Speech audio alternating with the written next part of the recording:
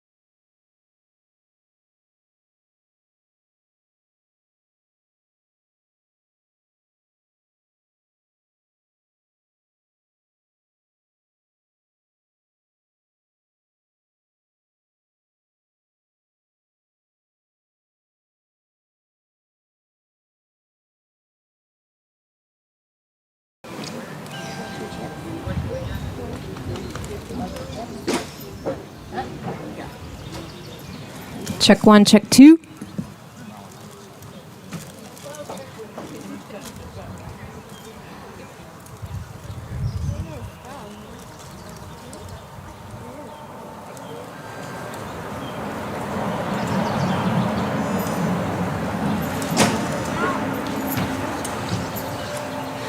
Check one, check two. It's a little louder. Can you guys hear me in the back?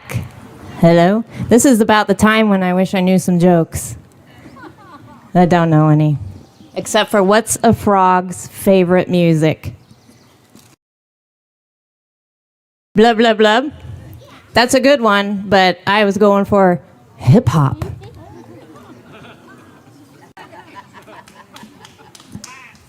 I hope this is live. Is this live?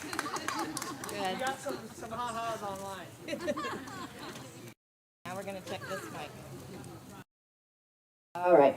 Check this mic. I don't know any other jokes, Hunter. Do you know any? Check one, check two. Some of our social media. There's some of my favorite national park jokes in there. The rock band one. I don't know any jokes. A rock band is for, or a rock group that doesn't use instruments. You used to know that. It's all you. I'm just going to stick to homesteading. Well, while we're waiting, just a quick show of hands. I'm curious to know how many of you have visited the park before. Wow, quite a few of you. How many of you never visited the park before and this is your first time? Everybody is returning. Well, I guess I don't need to say anything. You guys know what's all going on here. But just in the event that you have not visited the park or you have not explored the full park, I would like you to know that it is going to be a hot day today. We do have coolers around and people handing out water. So feel free, if you see a ranger or somebody in Burgundy, to ask them for a water and we will bring that to you, okay? It's a complimentary of Beatrice Hospital, so thanks to them for the water. Just to know, if you were to cross that bridge, you go into our trail area, and this is about the time of year we really wait for because we're about ready to go into bloom. So there are flowers that bloom out there, but just know if you came out here later in August, it's going to be in full bloom. So if you have not visited the Heritage Center before, that is about a half mile down the road. You can walk there on the trails or you can drive there in your car. This is where the Homestead National Museum is that you can visit. You can also do geological research there as well. There is a wonderful park film that's about 20 minutes long that you can check out too. And then also we have another building on site that is the Freeman School. And the Freeman School is that way about a quarter of a mile. It's a brick schoolhouse on its original setting. And the children that went to school here would walk no more than 2 miles to get to school. So the one-room schoolhouses were kind of plotted in areas where a community of children would only have to walk around 2 to 3 miles to get to that school.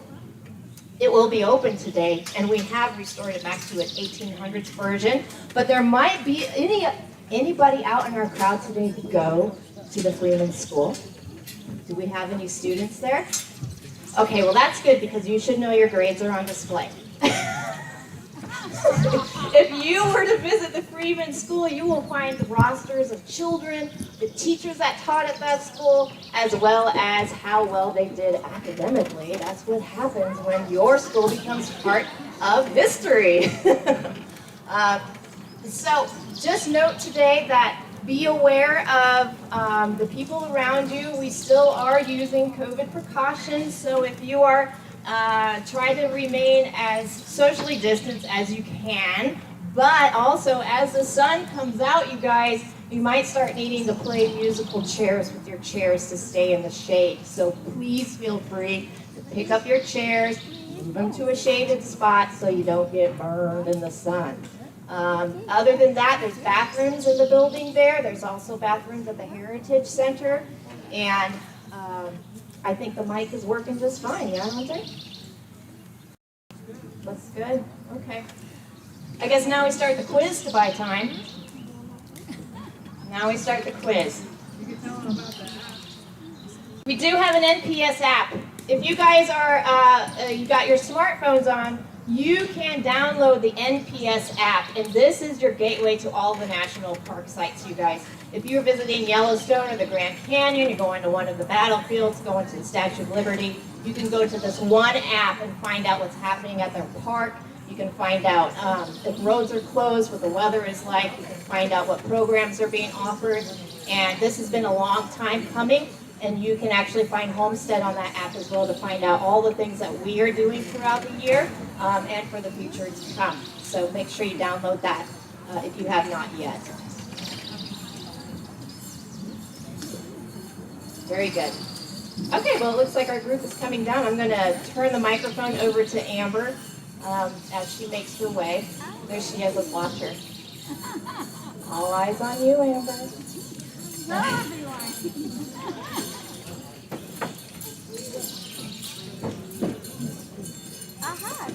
There you are.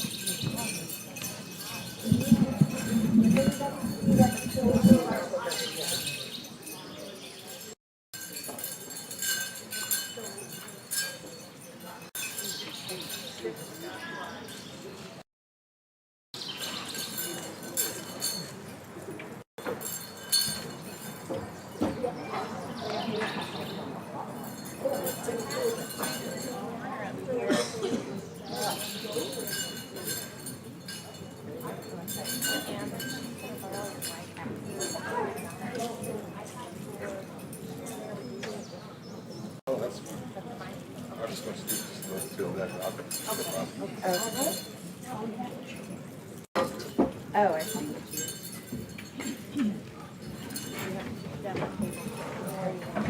Hello and welcome to Homestead National Historical Park's Homestead Days Performance Series. Now, as you might have noticed, it's not our typical fair. Usually we have craft demonstrators and trade skill demonstrators, but due to the COVID restrictions when we were planning the event for safety, we did keep it to just the performers. We are hoping to add those demonstrators back again next year. But I'm so excited to have you join us today. So Homestead National Historical Park and Homestead Days remembers the many legacies of the Homestead Act of 1862. But we also remember the rich cultural traditions and heritage that were here long before the Homestead Act. And so thanks to the Headlong Foundation and the Friends of Homestead, we are excited to welcome the Oklahoma Fancy Dancers. They're powwow champions, and they come to us from Oklahoma. And we also want you to know that there's water available, so definitely stay hydrated. Feel free to move your chairs if you need to during the show. So without further ado, the Oklahoma Fancy Dancers.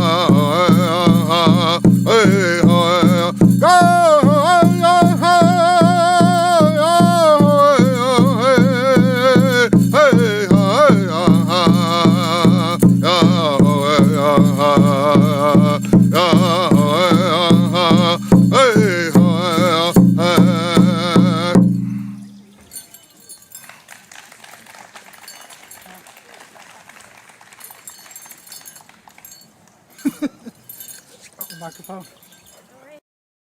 Okay. All right. Is it on? You gotta have to push the button at the bottom.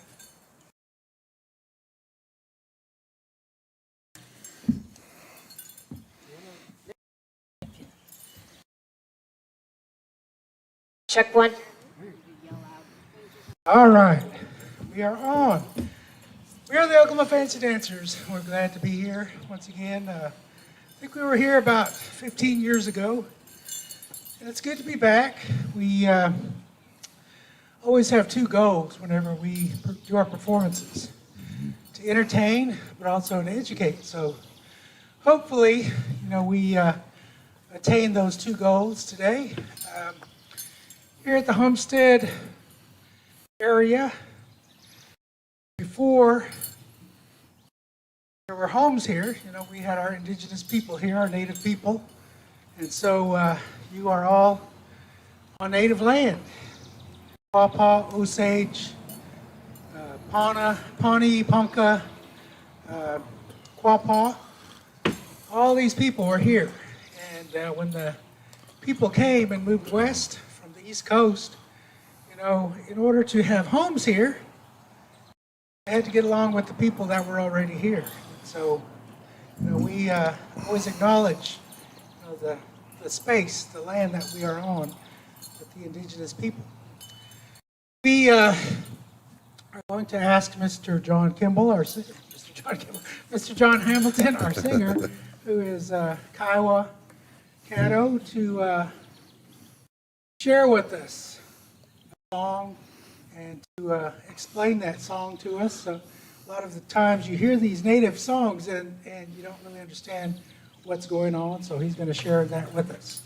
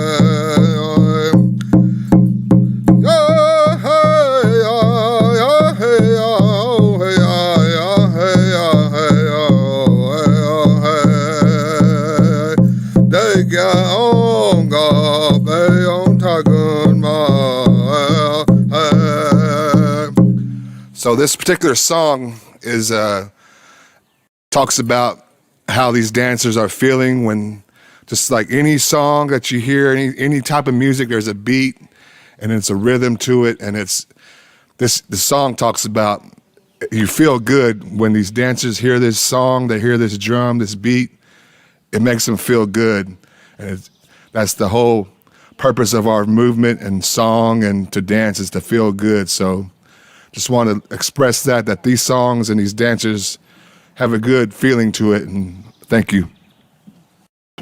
Oh, John. You know, these drums, this is a smaller drum here, but drums we use in our dances, our powwows, at our ceremonies are big drums. And, you know, there might be anywhere from 15 to 20 men sitting around that drum. So they're pretty good size. And these drums, at one time, they were living beings. They were, the buffalo. But now they have a new life.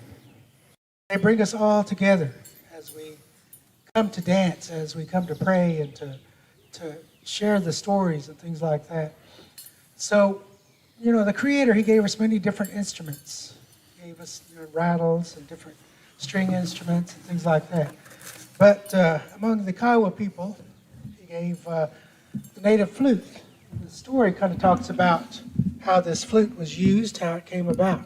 It talks about a young man who, like a lot of young men, he kind of had his eye on this young lady. He wanted to marry her.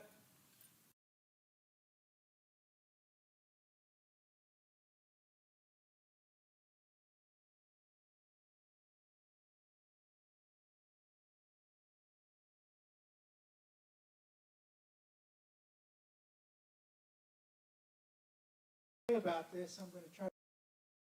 So he went off to a nearby hill. On top of that hill, there was a sea. He sat there and he prayed. Thought about the situation he was in. This sea. He began to speak to him. The cedar tree told him. He said, "Hey, take my branch that your brother, the woodpecker, has made these holes in, because when the wind blows through it, you hear that." You hear that sound, right? Some of you guys have been out in the woods and the wind blows through and you kind of hear that sound. It kind of makes your hair on the back of your neck stand up. But he did as he was instructed. He took that flute, or he took that branch. He made that flute the way he was told. And one evening, cool, and a summer evening when the camp was getting more quiet, he stood outside this young woman's teepee and began to play.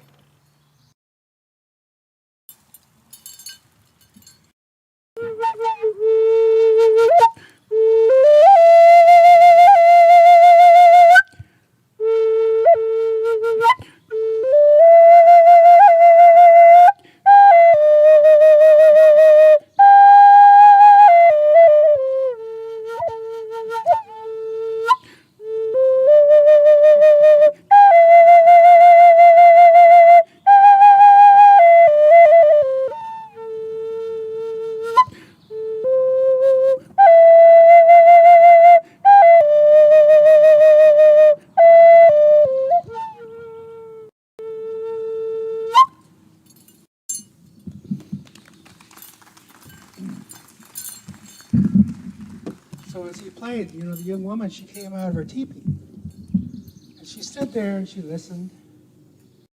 As she listened, she realized that this was the gift that he had to give, was this beautiful sound, this beautiful music.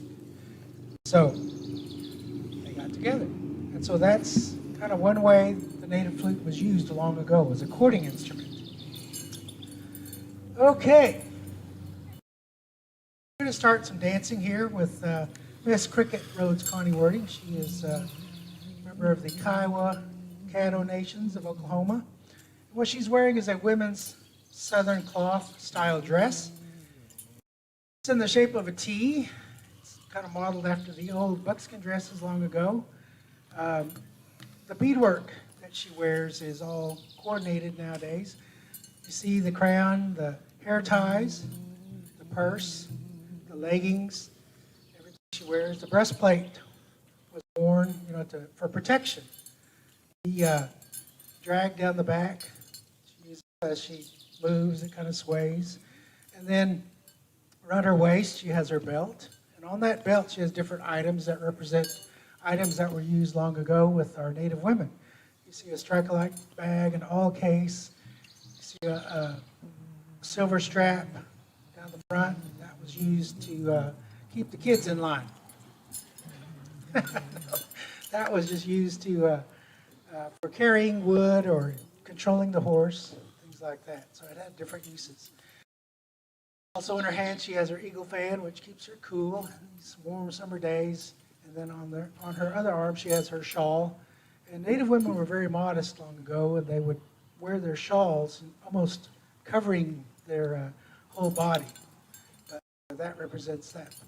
As she dances, it's a very graceful movement. Oftentimes, they say it's poetry in motion. It's a women's call.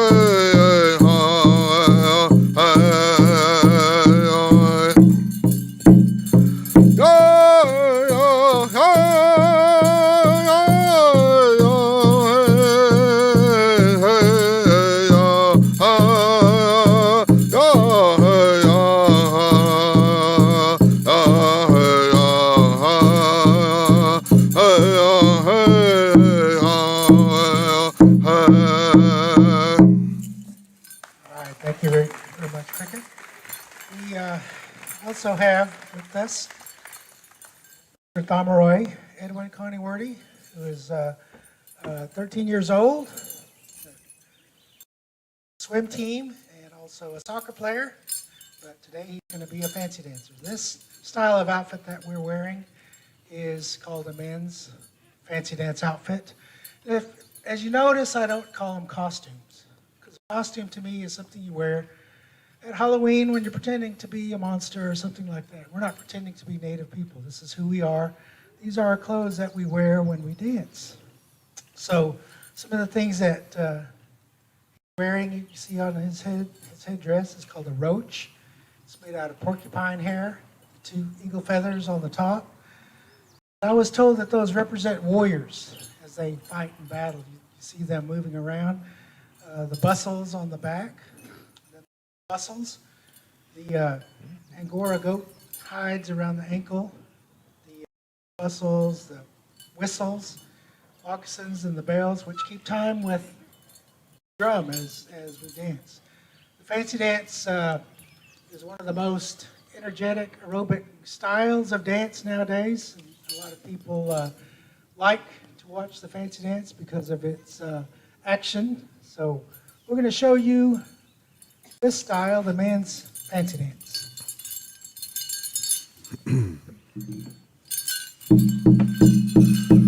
Yeah.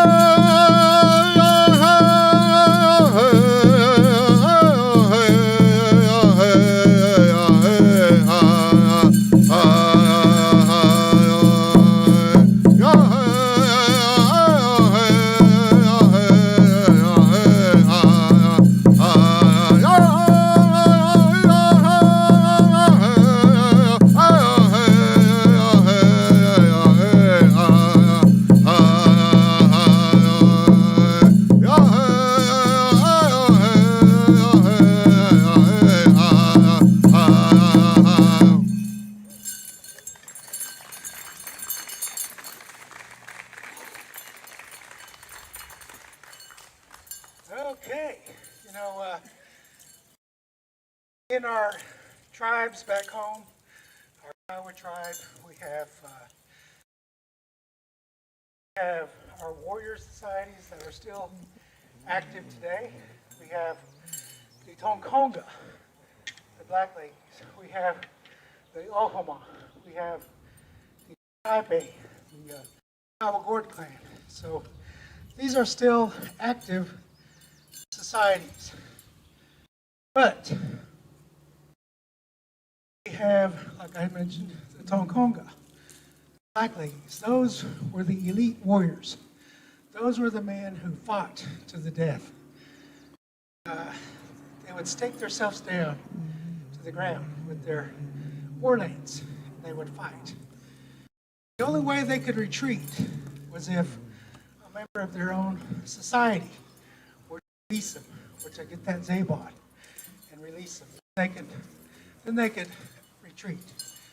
So, if you can imagine, long ago, the men returning to camp, they were greeted by the women, the mothers, the aunties, the grandmas, the sisters. They would get war lance from their relative. They would dance a victory dance called the scalp dance.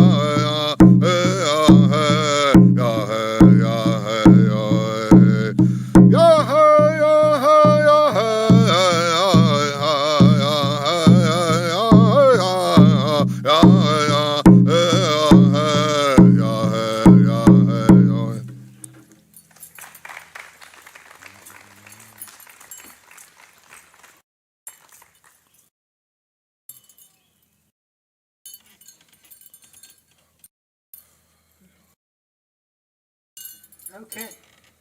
You know, we have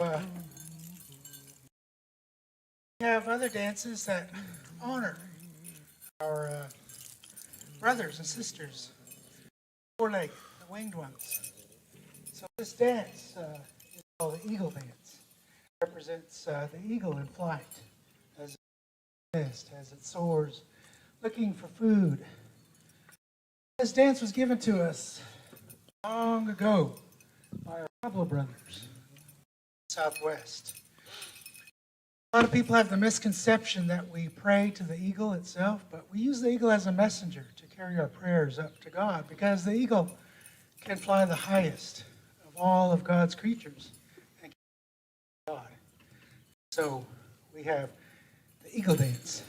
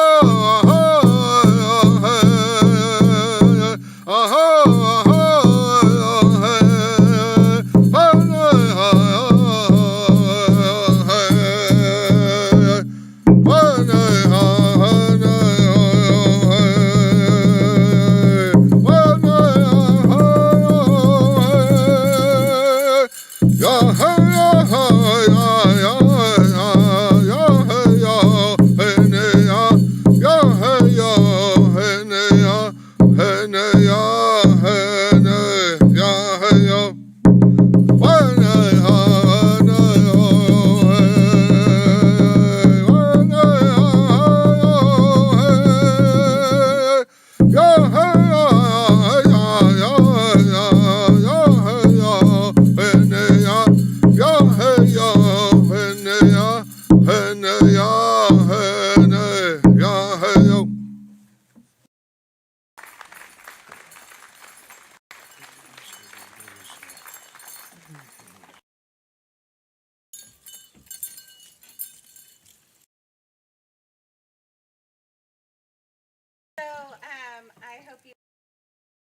and the music, and also the story. I'm going to share with you a couple more stories today. And the first one I'm going to share with you is a Caddo story. And as he told you, I am Kiowa and Caddo. And in sign language, Caddo is this. So you make a hook with your finger, okay, put it below your nose. That is Caddo in sign language because Caddos wore nose rings. Now people today wear nose rings and things like that, but Caddos have been doing that for thousands of years. And so I just say they're being Caddo. And the other tribe that I am is Kiowa. And that was a song that you heard Mr. John Hamilton sing earlier when he was talking about, so that's the Kiowa language. But in Kiowa, you put your right hand below your right ear. Those of you that don't remember. And you put it below your ear like this because a long time ago the men had long hair, but they cut it short on the side right here. So when they're lining up their arrows, they could line it up where they cut their hair, get a straight shot. And you could also see the nice, big, pretty silver earrings that they would trade with the Pueblos for. So just to share with you a little bit of sign language, some of ASL, American Sign Language, has taken from Native Sign Language.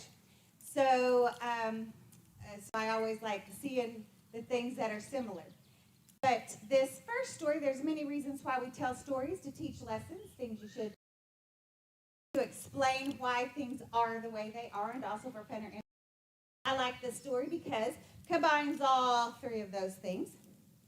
I want you to listen carefully because we hear these stories.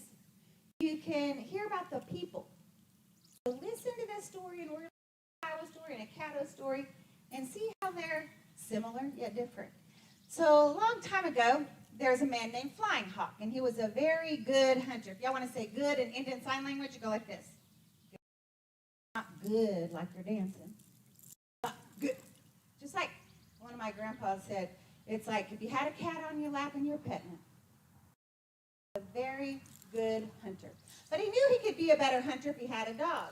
But he didn't like dogs because dogs always go around and they talk and they tattle and they tell all of their owner's business to everybody else. Well, one day Flying Hawk's friend came up to him and said, "Hey, Flying Hawk, why don't you come over and pick a puppy out of your dog's litter?"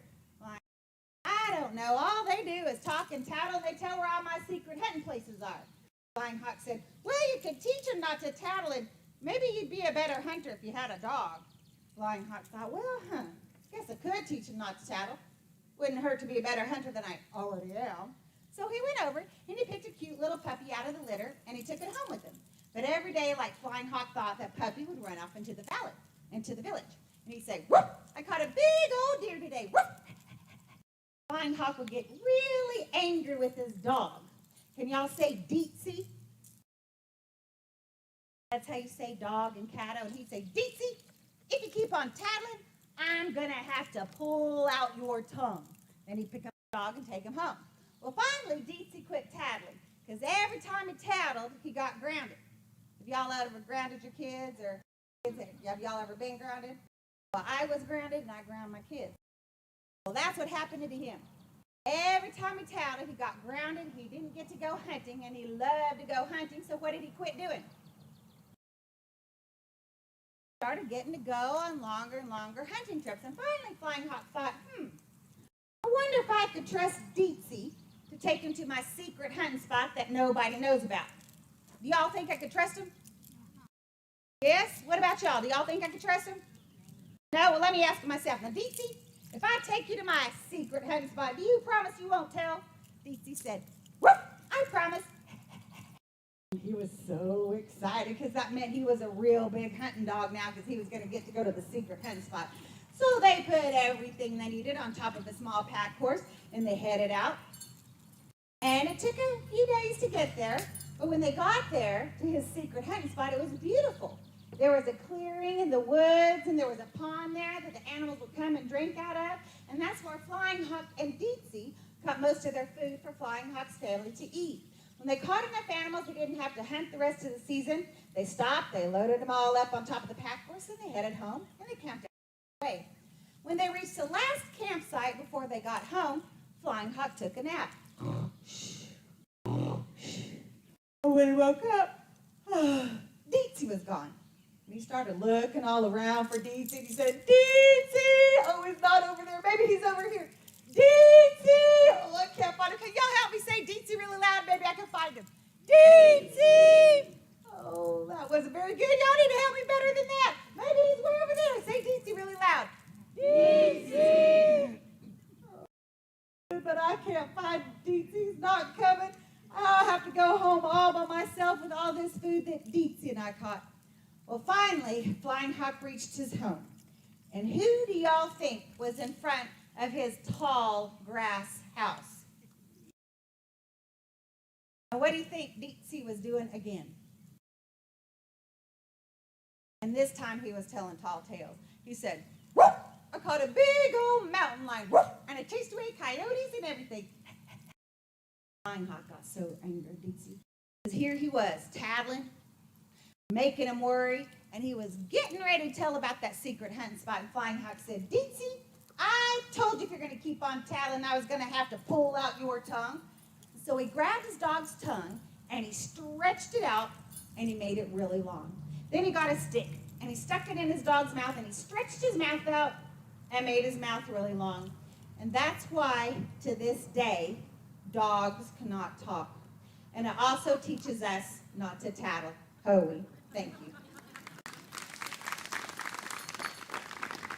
But, you know, that's a fun, cute story, right? You know, I like telling when there's kids around. And it's fun.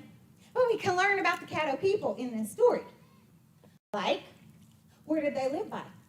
Where did he go hunting? Go.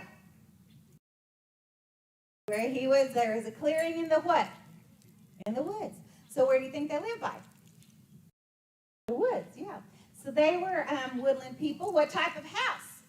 When he was tattling, a big, tall what? Grass house. And sometimes when I get to go to schools, and I'll have a picture of it, and me standing inside of a grass house, a Caddo grass house, they're huge. And that was a medium-sized house, and you could fit so many people in there and have so much space in there. And it's tall, really tall. And in Texas, at Caddo Mound, they're starting this fall to work on building another grass house. And it usually takes about a little over a year to get the supplies and then start building it. And it takes about maybe a little under a year and a half to have it all complete. Because you have to cut it, you have to cut everything, and you have to let it dry, and you have to get it all together. So it takes a while to build a new grass house.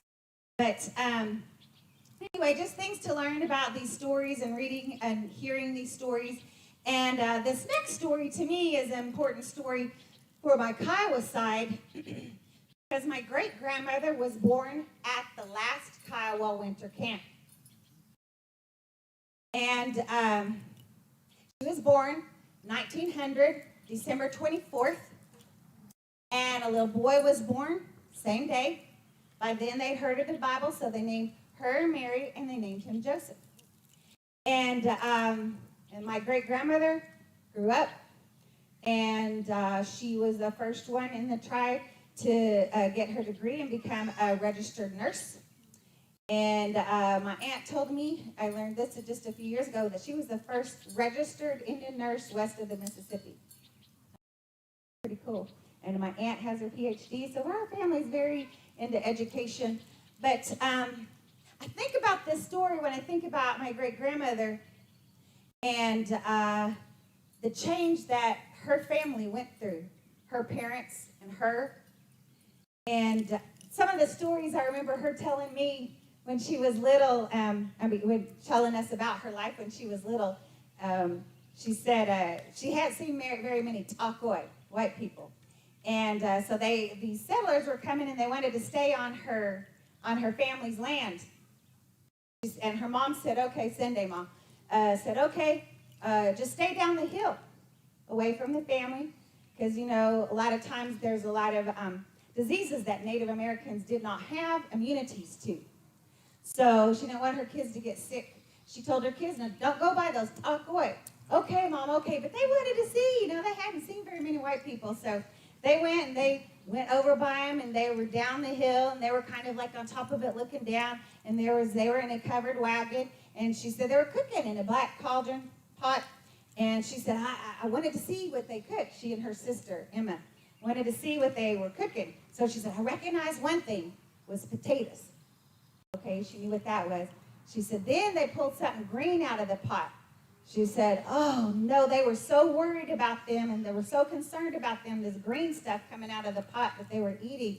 They didn't care if they got in trouble, so they ran back to their mom. They said, Mama, Mama, they're so poor, they're eating grass.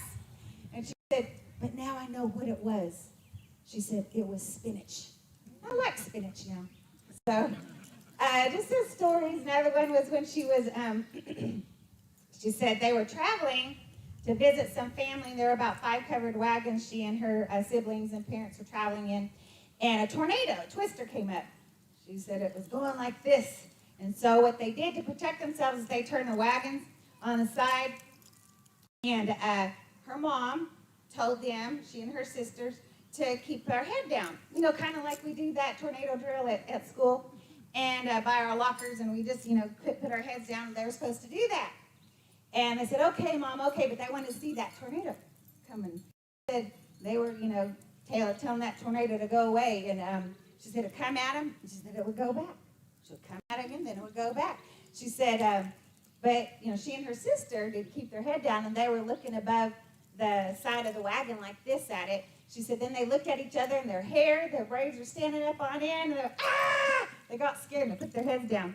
They said they thought something bad was happening to them because that's why their hair was standing up. She goes, but now I know what that was. That was static electricity. So anyway, I just thought that was interesting, and just remembering her telling those stories to my mom, and I was running around hearing them. But this story reminds me of her, and it takes place a long time ago when Oklahoma was still Indian Territory, and the government started building a railroad through Indian Territory. And the buffalo leader, if you want to say buffalo in sign language, make like these, like a little circle with your finger, like that, and then turn it. Those are the horns. So the buffalo leader knew that this railroad was going to be bad for the Kiowas. So he told all the Ongapi, all the buffalo, to go out and dig up the railroad tracks. All the buffalo go out and dig up the railroad tracks. Then people started putting up fences. You heard of Sooners? It was probably the Sooners putting up before they were supposed to. And the buffalo leader said, those are bad too, knock those down. So all the buffalo would go and knock those down. But, of course, the government didn't like this, so they hired the 10th Cavalry to go out and shoot the buffalo. But the buffalo leader didn't care. He said, we were put on this earth to help the Kiowa. We used to live in a hole in the ground until the Kiowa freed us. Be out here on the open plains and roam and be free with them, so we owe it to them. So they continued to dig up the railroad tracks and knock down the fences. But despite their efforts, the railroad tracks were completed. And trains started going through. And people would stick their guns and the rifles out of the train windows, and as the buffalo were grazing by the train tracks, they would use them as target practice and just shoot the buffalo. Of course, the train would keep on going. The buffalo would go and they would die on top of the railroad tracks, and the railroad workers would go and pile these buffalo bones up by the railroad tracks. And you can see pictures of this on the internet of these walls of buffalo bones. And people would go out and hunt them and not just take the skin off and just let the meat rot. But when Kiowas used the buffalo, they used every part of the buffalo.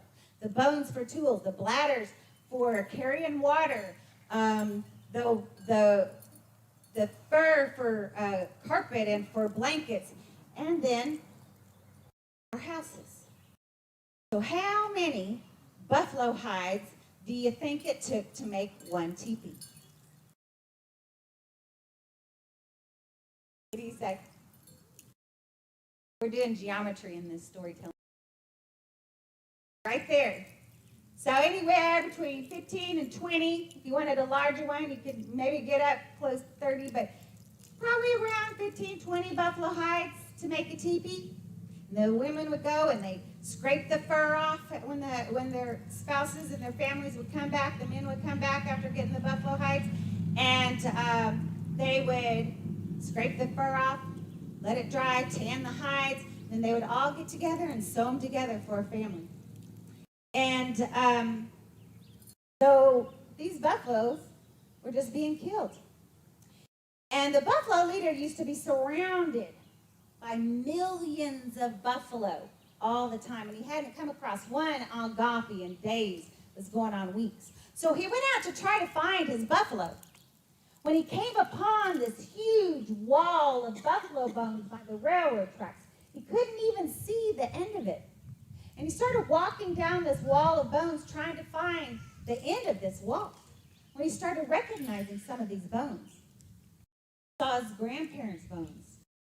Walked down further, trying to find the end of this wall of buffalo people. He saw his parents' bones. He kept on walking further, still couldn't find the end of this wall of buffalo bones, and he saw some small ones.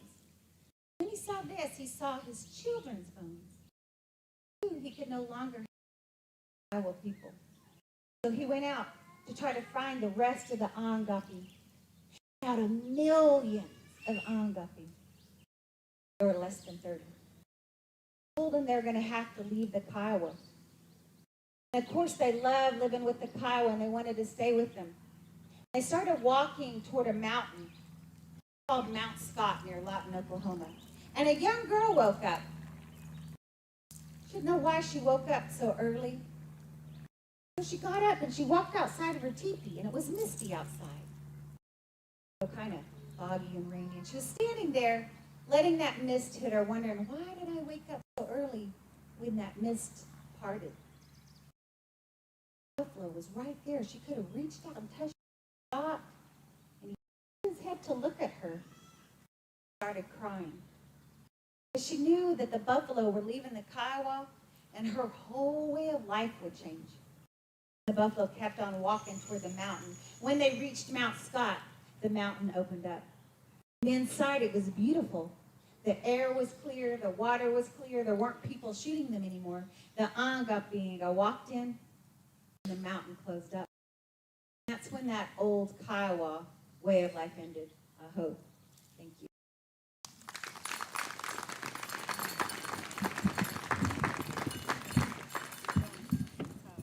All right. Thank you, Cricket.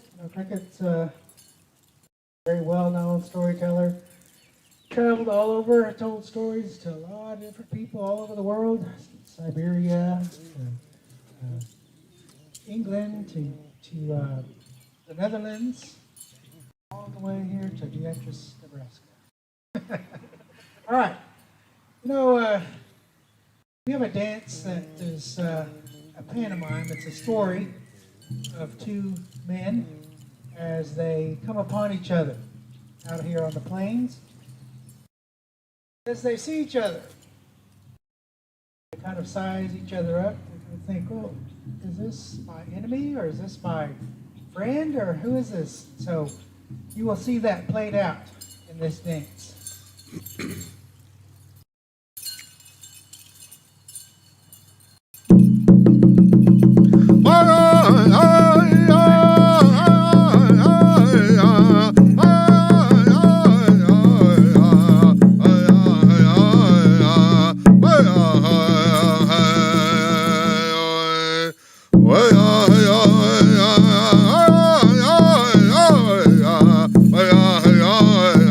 Well,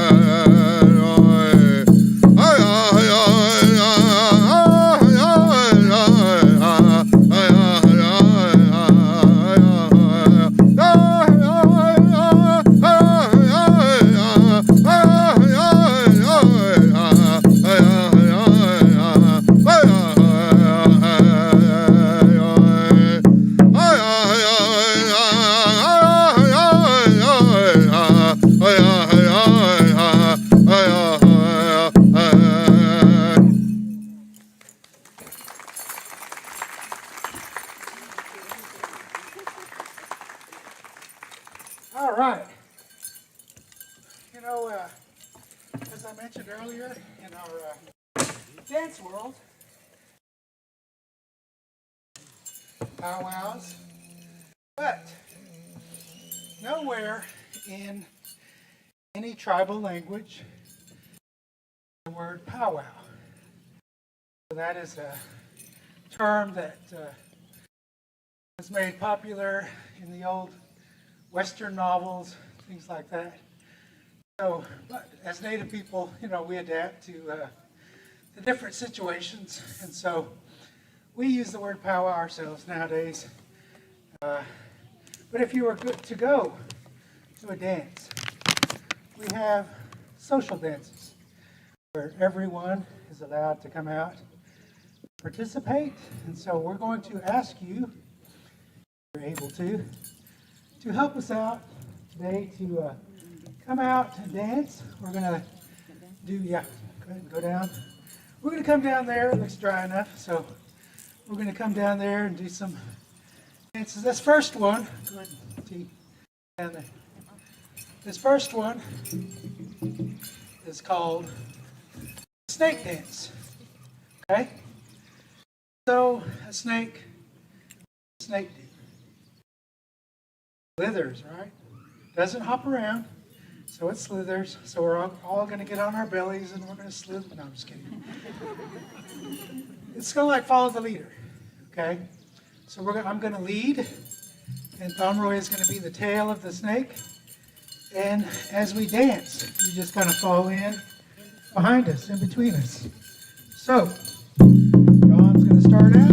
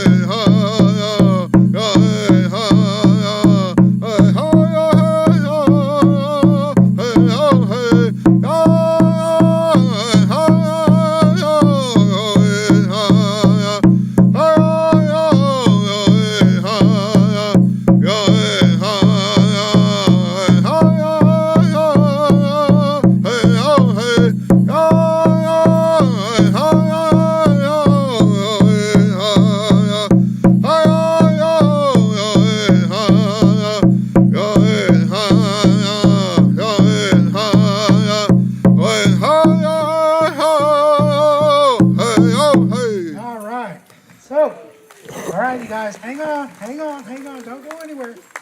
Don't go anywhere. So we have one more that goes along with this. It's called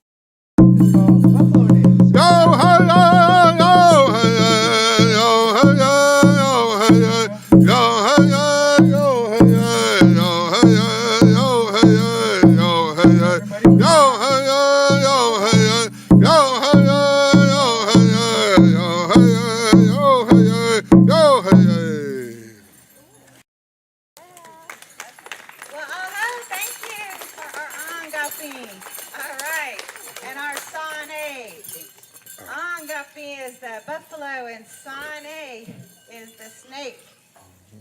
Iowa. So I think that we're going to get ready for one more dance, and that is the hoop dance. But this next dance that Kevin is going to do is given to us from the Pueblo people, and I think it's interesting because we have that ancestral trade with the Pueblos.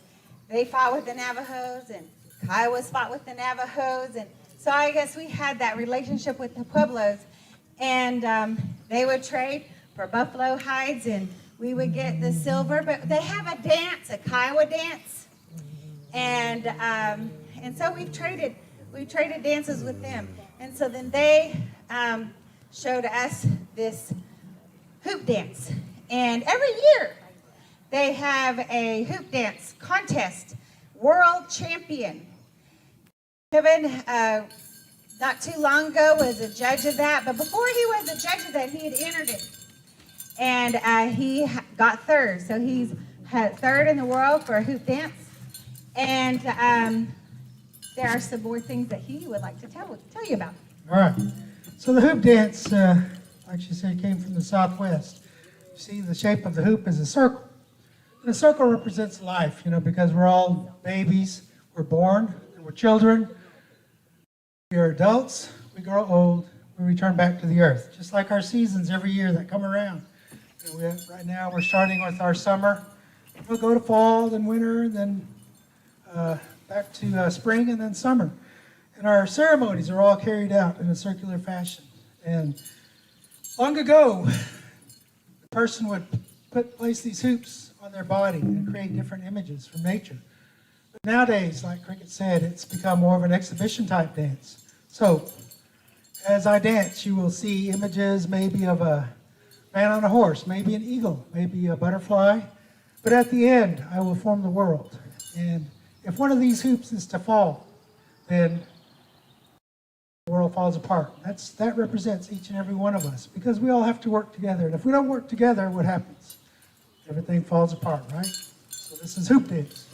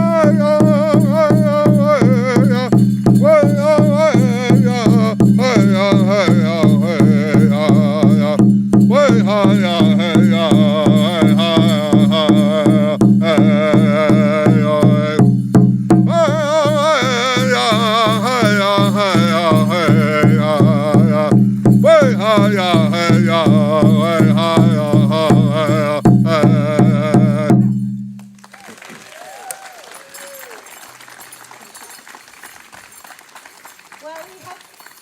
Hello? Hi. Well, we hope that you enjoyed it, and I hope you learned some things and were entertained as well. So I think we're going to dance out. Are we going to dance out? Nope. Awning. Okay. All right. I will turn it back over to Miss Amber. Aho, we are the Oklahoma Fancy Dancers. Look us up and like us on Facebook. Aho, thank you. Another round of applause for the Oklahoma Fancy Dancers. Thank you so much for sharing your rich cultural heritage with us. All right, so now we're going to move into a brief intermission while we transition to the trick ropes. Now, definitely remember we do have water on site thanks to the Beatrice Community Hospital for donating that to us. You will see volunteers in maroon shirts with gloves on. They'd be happy to hand you a bottle during that intermission.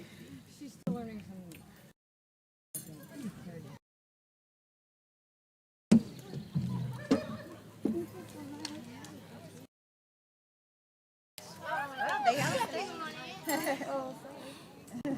They all stayed. Trick rope runs coming on stage. Oh, fine.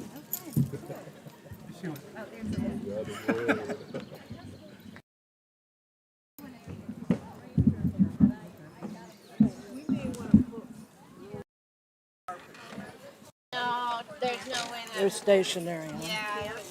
Unfortunately, it's kind of stuck the way it is. Does it prevent your ropes from sliding? Is that okay?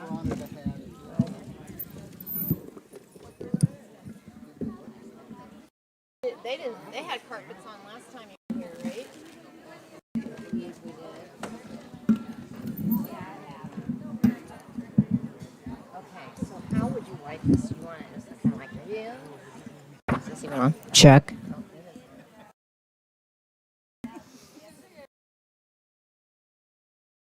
Oh, I will. That's my job.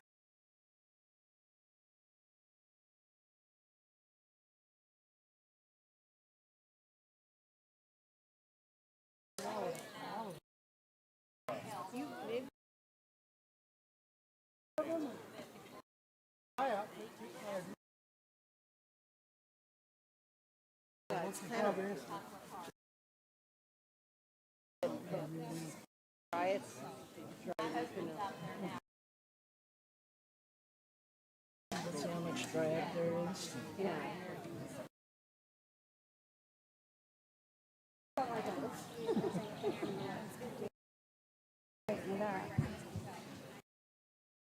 There's something going on after this.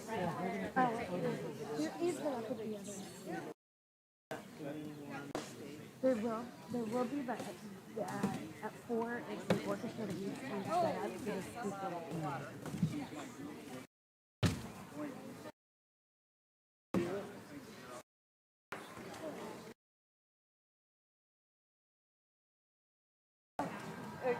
Oh, absolutely. What did you say?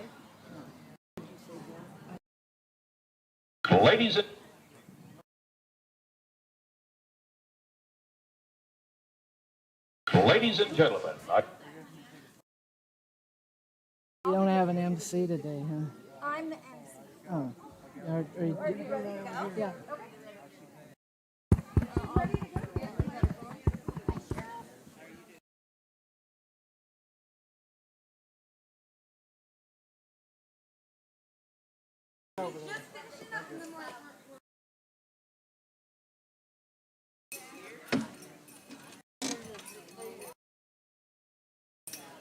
There's another one in the wheelchair there.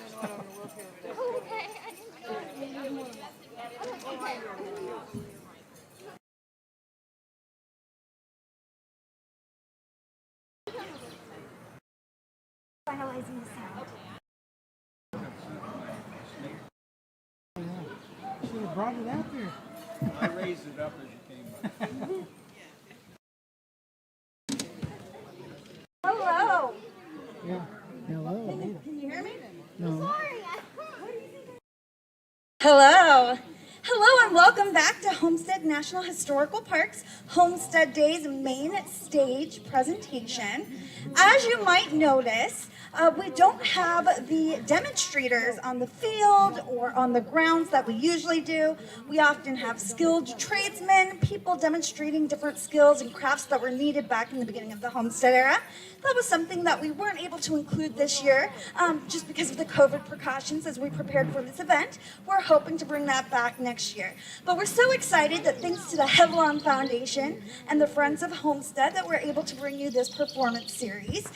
Definitely be for sure that you grab one of the volunteers in the maroon shirts with the blue gloves. They're handing out water, which was given to us by the generosity of the Beatrice Community Hospital.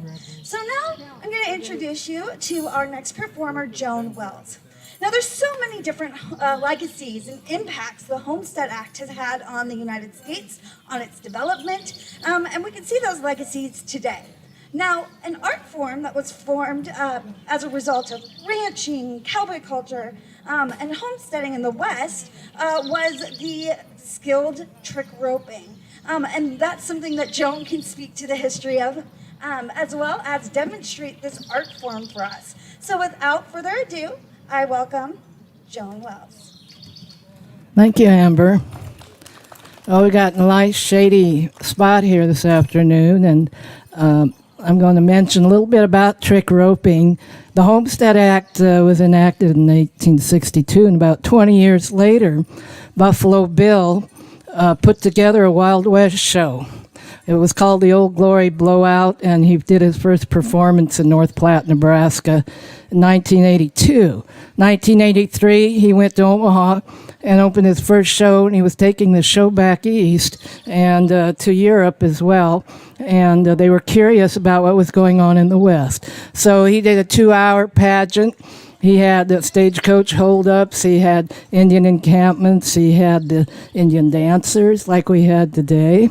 And Annie Oakley was the sharpshooter. He had the Russian Cossack trick riders. So he used international acts. Now the trick roper that Buffalo Bill hired, his name was Vicente Oropesa. And he was from Mexico. And the vaqueros down in Mexico would contest each other.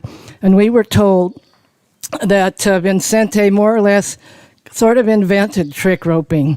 He was coiling a rope, and he found out he could do spinning tricks with a rope. And this is pretty much how Vicente originated the roping. Now, he did the maguey roping, the horse catches, and today you don't see too much of that. The Mexican Charro is still performing most of the trick roping down in Mexico, and we have some ropers in Oklahoma and Texas and a few of the states that still perform, and because it is a lost art. And Vicente was on Buffalo Bill's show for 16 years. And they traveled back east. Of course, Annie Oakley was one of the star performers. So the 3 skill acts were the trick roping, the trick riding, and the sharpshooting. And in the early, the 20s and 30s, they actually contested trick roping to see how many tricks you could do, degree of difficulty, and how you exhibited your tricks. So at one time, the bigger rodeos like Pendleton, Cheyenne, Wyoming, Calgary, Alberta, Canada, and Houston, Fort Worth, they all had contests for these skill acts. And so today there's only probably a handful of champion ropers. I'm sure you're familiar with Monty Montana. And of course, Chester Byers was a world champion. I took lessons from Jim Esky Jr. of Ardmore, Oklahoma, and did the Pawnee Bill Wild West show reenactments, and have done a lot of the original trick roping as it appeared on the Wild West shows, and the horse roping as well. So this afternoon, I'm going to do a routine. Now, a lot of these tricks, some take several weeks, several months, several years to learn to do these tricks. So it's something you start young, like trick riding, and you develop it over the years. And so in 1979, I won the women's championship at Claremore, Oklahoma, at the Will Rogers trick roping contest. And then in '89, I was inducted to the Cowgirl Hall of Fame for my roping skill ability. So at this time, we're going to set this mic off and we're going to start with a routine.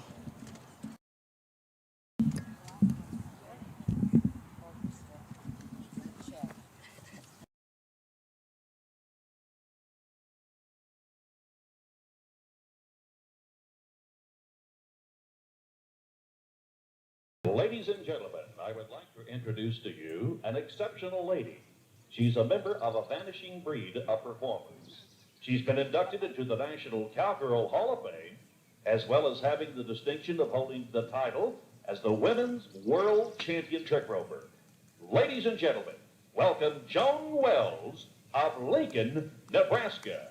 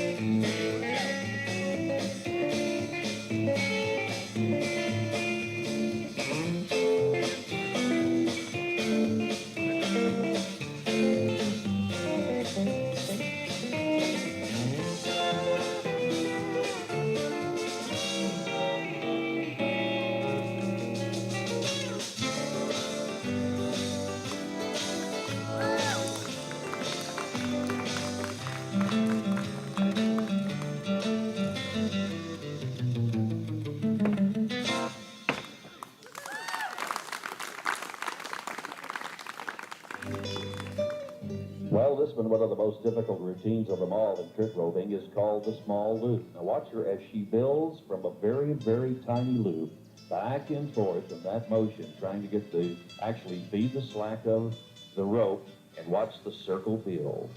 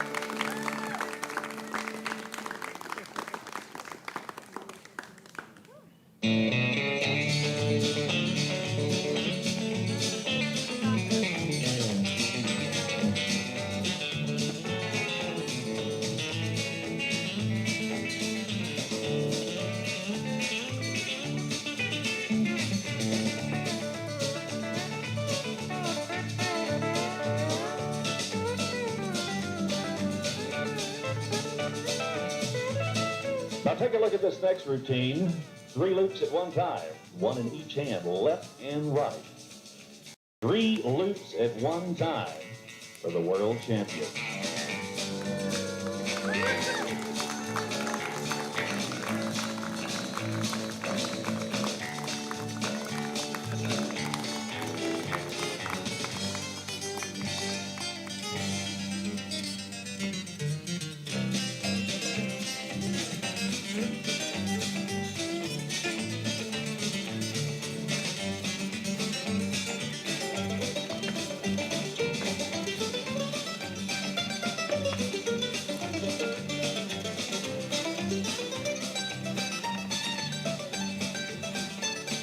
The next routine Joan will attempt will be 2 loops.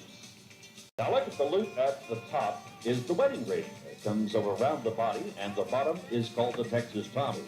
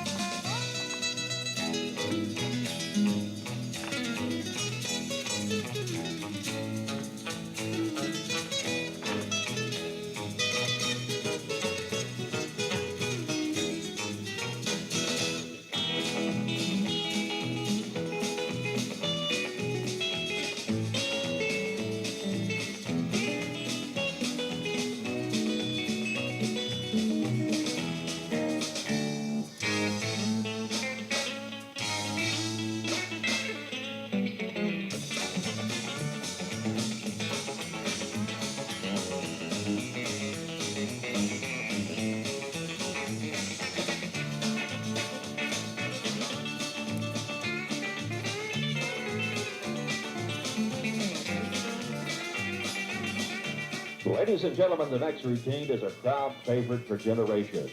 It was perfected and started many, many years ago by the late, great Will Rogers. Joan Wells takes it to another level. Ladies and gentlemen, the Texas Skip are the world champion.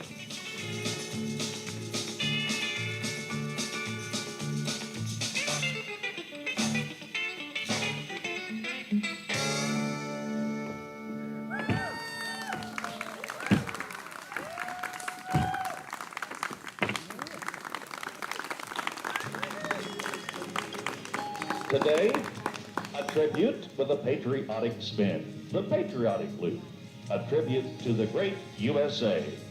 The loop of freedom and the circle of hope, and a salute to America. God bless America.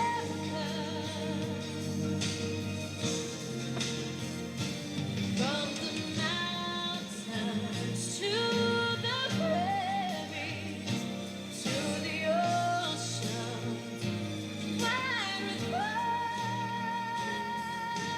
God bless America, my home sweet home.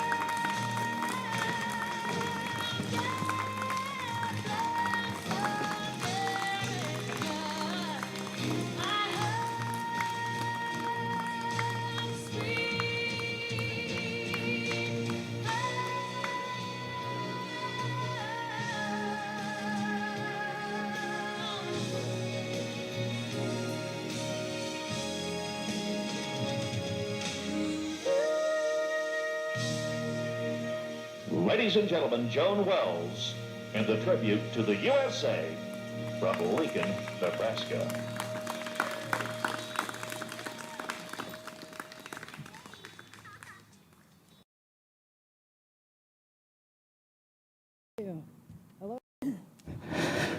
Mic 1, mic 2, mic 3, only mic 1.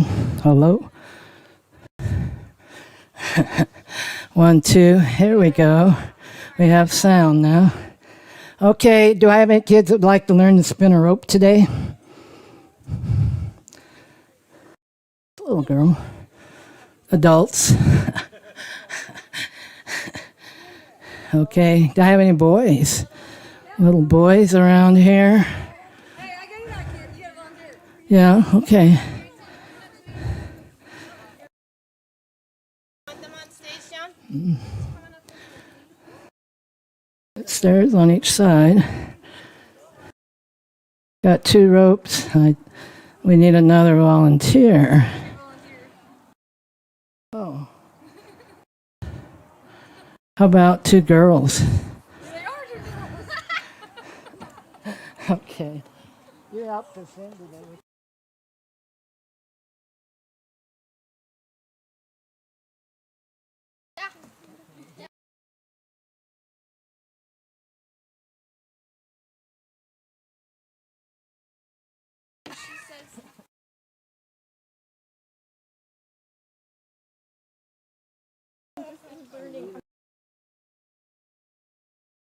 Name is Andromeda.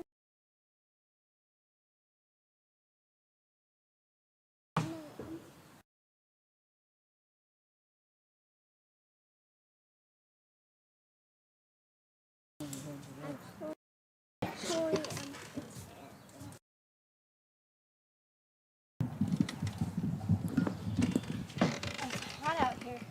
Yeah, actually, I'm sick today. I have a virus. And I'm negative. I don't have COVID. I tested yesterday. Been hanging on for 3 or 4 days.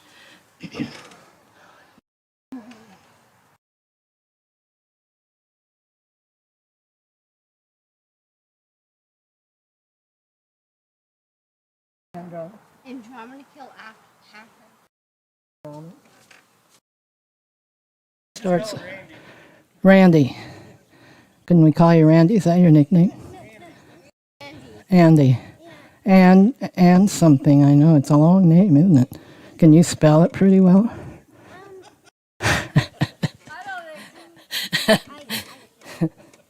Okay, we have Talon. Talon helped us in with some props today, and I'm going to show them how to do a flat loop. This is the first trick I learned when I was 4 years old.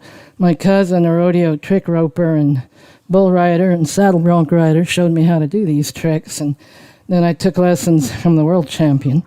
But they're holding the rope right. So a lot of the trick is knowing how to hold the rope and about how fast to spin it and all. So I'm going to demonstrate it, and then I'm going to help them with it. Okay. I'm going to move back away from each other so you don't bump your loops together. Okay. I'm going to place it in front of you and spin to the left.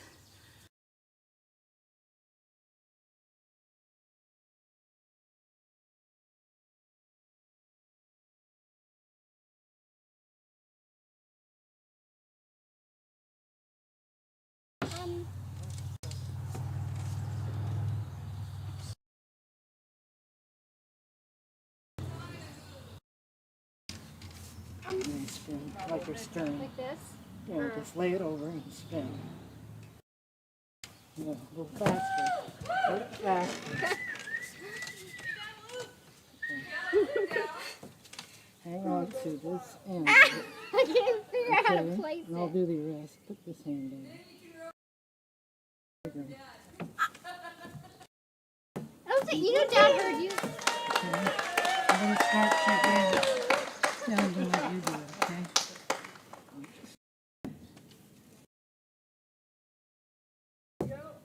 Get it? Can you do that?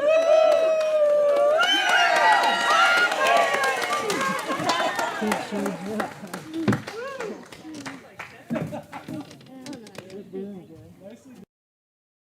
Okay, just tip it over and spin.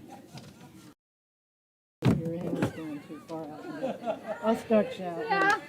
Yeah, not okay. You're not doing it. You don't need to throw up. You just need to put it in front of your toes. Yeah, seriously. Right? Good. Good.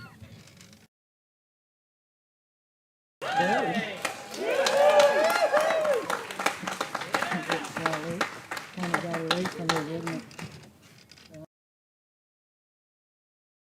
So we got another gal that wants to try it.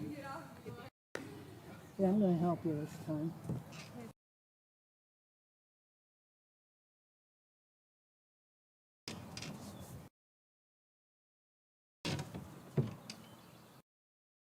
Here we go. what I meant by that. Yeah. Easy. You don't do too fast.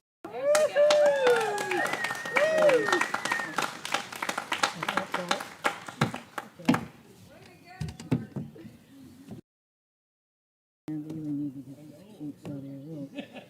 Moisture's doing a number. Come over here. Moisture's doing a number. I'm good. Gonna lay it over and spin.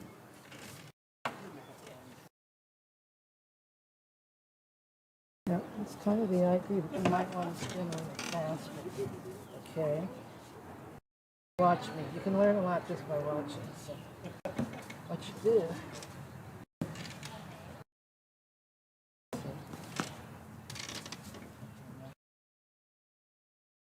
Got some more competition up here. Here's Ane to join you guys. No, you're bringing them up by the dozen. Hang on to that. Okay. Oh, that's kind of the idea.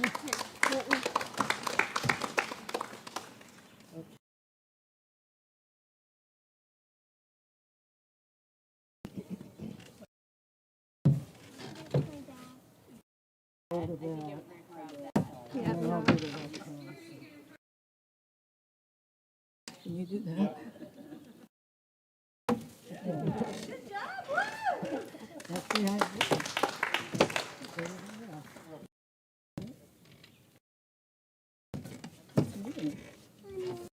The name? A name with a name. All you guys have A names. You do that by yourself. Stir.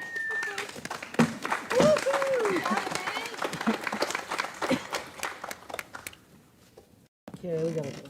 That's pretty good. Okay, we got our flat loop going, and these kids did a good job. They've never done this before. A little practice every day, about half an hour, and keep practicing, and you can probably get her done. And there's a certain speed. Now I'm twisting the end of the rope in my hand. Will Rogers wrote in the Farm Journal, to trick rope you got to be able to turn the kinks out of the rope as you're doing it. And I do that on all my tricks. So if I do a trick on one side, I go to the other side and take the kink out. Over here, I'll do a trick. Take the kink out, and back to basics. So on all my rope tricks, I'm monitoring where the kink is in that rope so I can go on and do the next trick. That's kind of a secret, something you kind of have to figure out on your own. But anyway, let's give them a big hand. They were brave to come up here. Okay, thank you for helping out. Okay.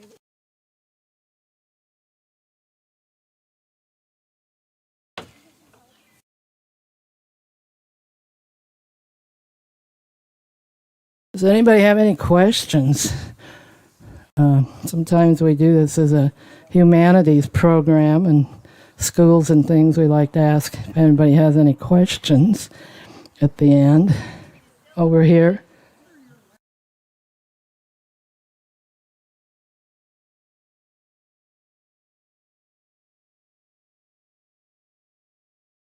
I've got the mic for questions, too.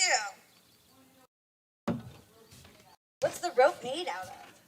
Okay, these are the cotton ropes that Will Rogers used. The same thing. It's called Samson spot cord.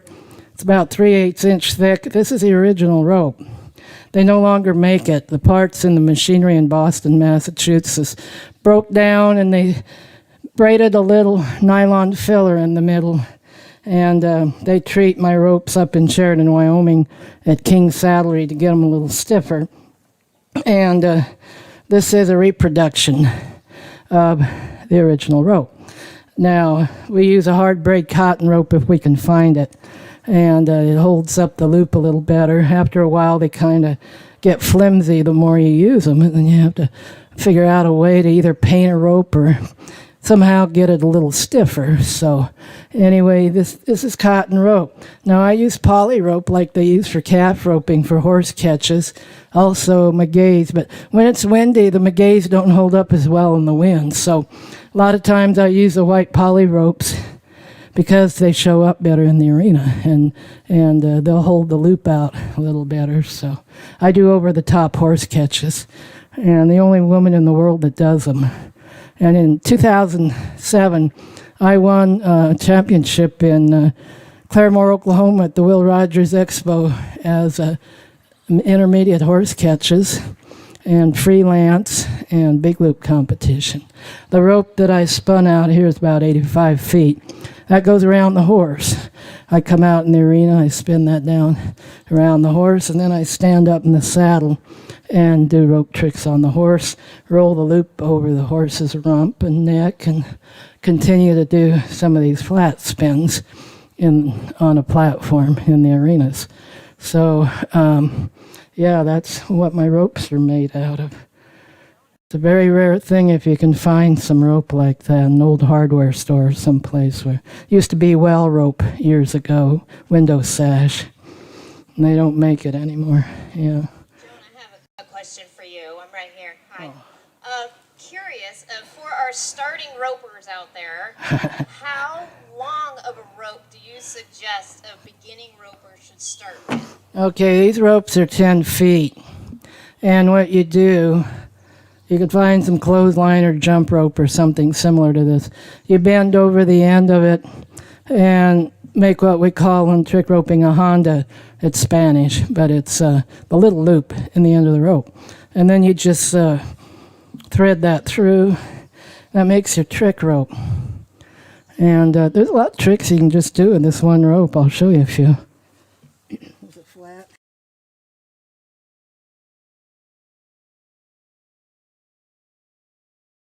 It doesn't drag.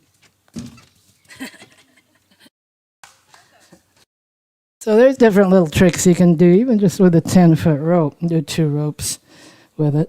And there's the one I do where I change hands with 2 ropes. Okay. Well, that pretty much completes my program this afternoon. Thank you for... I think we have one more question, Joan. Oh, okay. How long did it take you? Do you have a horse? Okay. Funny you should ask. Yeah, you got to start out with a pretty well broke horse. The first horse I had was a Pinto. He was broke by the chief brand inspector in the Denver stockyards. And you could hang on his tail, crawl under him, crawl on top of him. He's just a dead broke horse. And then the second one I had, they picked up on him. He was an Appaloosa. And he was a ranch broke horse. They branded with him, and they furnished roping steers for rodeos, and his wife rode this horse, and it's a very, very well broke horse. And just step into the trailer, and when kids come around him, I didn't have to worry. He was a good, well broke horse. And so I'd stand on him, and when I did the horse catches, you take it from the very beginning.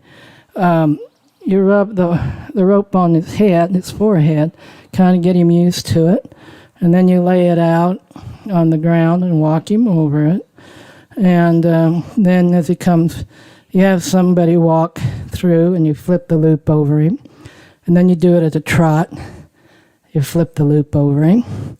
And then where you get where he can do a full gallop, because you don't want to change his speed. Once you set the loop, you're dead. I mean, it's out there, And so you time your horse catches according to how far you do your catch. And then I do one that's called kick catch. It's Will Rogers did it. And a horse comes by, and I kick the rope from the ground up over him and do a horse catch that way. But Junior Eskew says it takes a couple of years to really get him going good on it. But if you get a good broke horse to begin with, or a kid horse or something just to start out with, you can do pretty good. You don't want to hit him in the head with a rope or anything. You just pretty much be careful in what you're doing. And they'll respect the rope. Now, they want the cat rope on a horse. That's good because they don't mind the rope. And so I've had good luck using horses.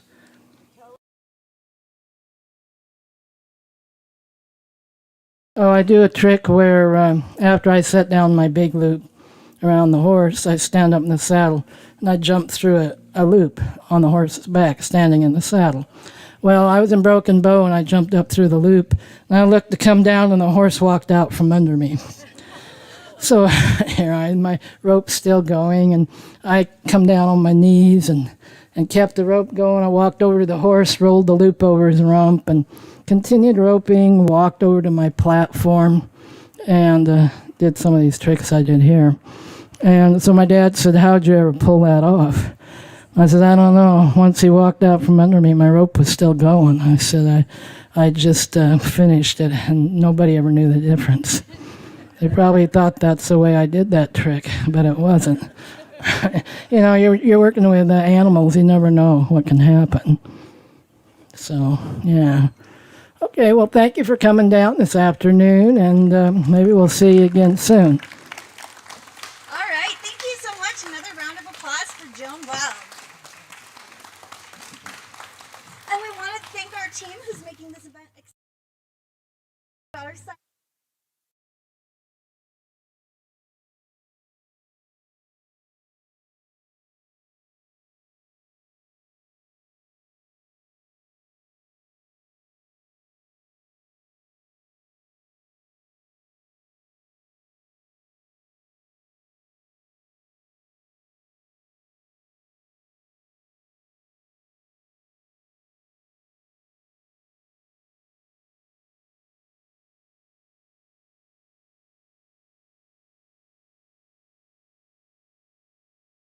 Meet D. Joshua Taylor at an event called Roots Tech.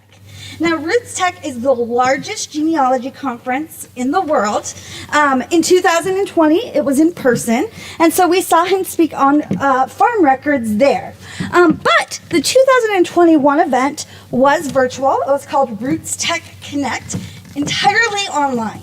So you can go to Family Search and get access to those videos. So after you learn and listen to D. Joshua Taylor talk, you'll be able to see his Roots Tech Connect video. We also created, historian Jonathan Fairchild and myself created a video on how to use the Homestead records as part of that convention. So you will be able to do that as well. So once again, we want to thank the Hevelon Foundation for making this possible and the Friends of Homestead.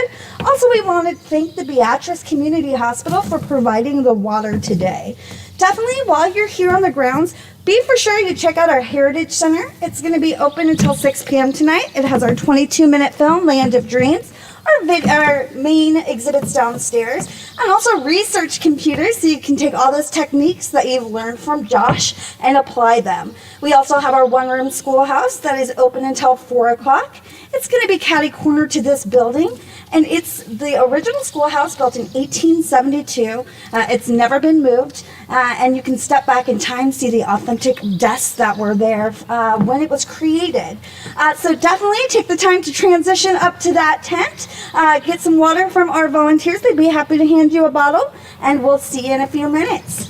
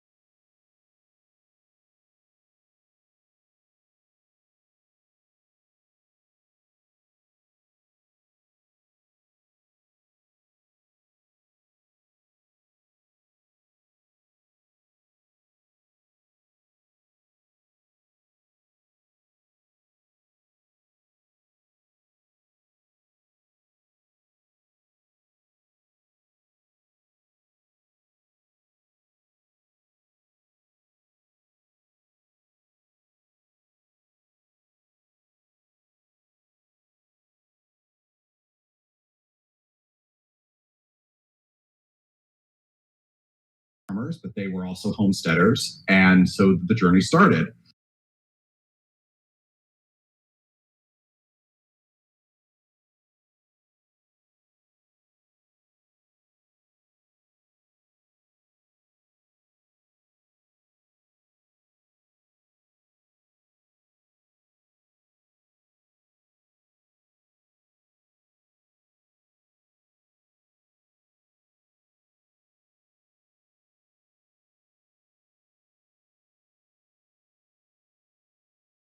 Drawer somewhere that tell more about your family history.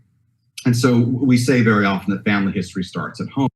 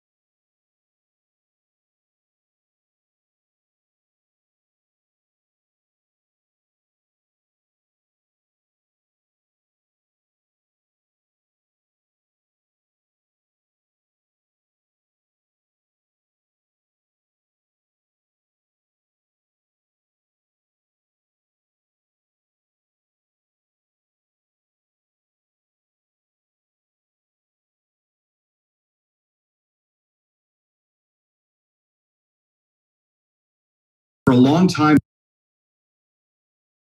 database, I wouldn't find it.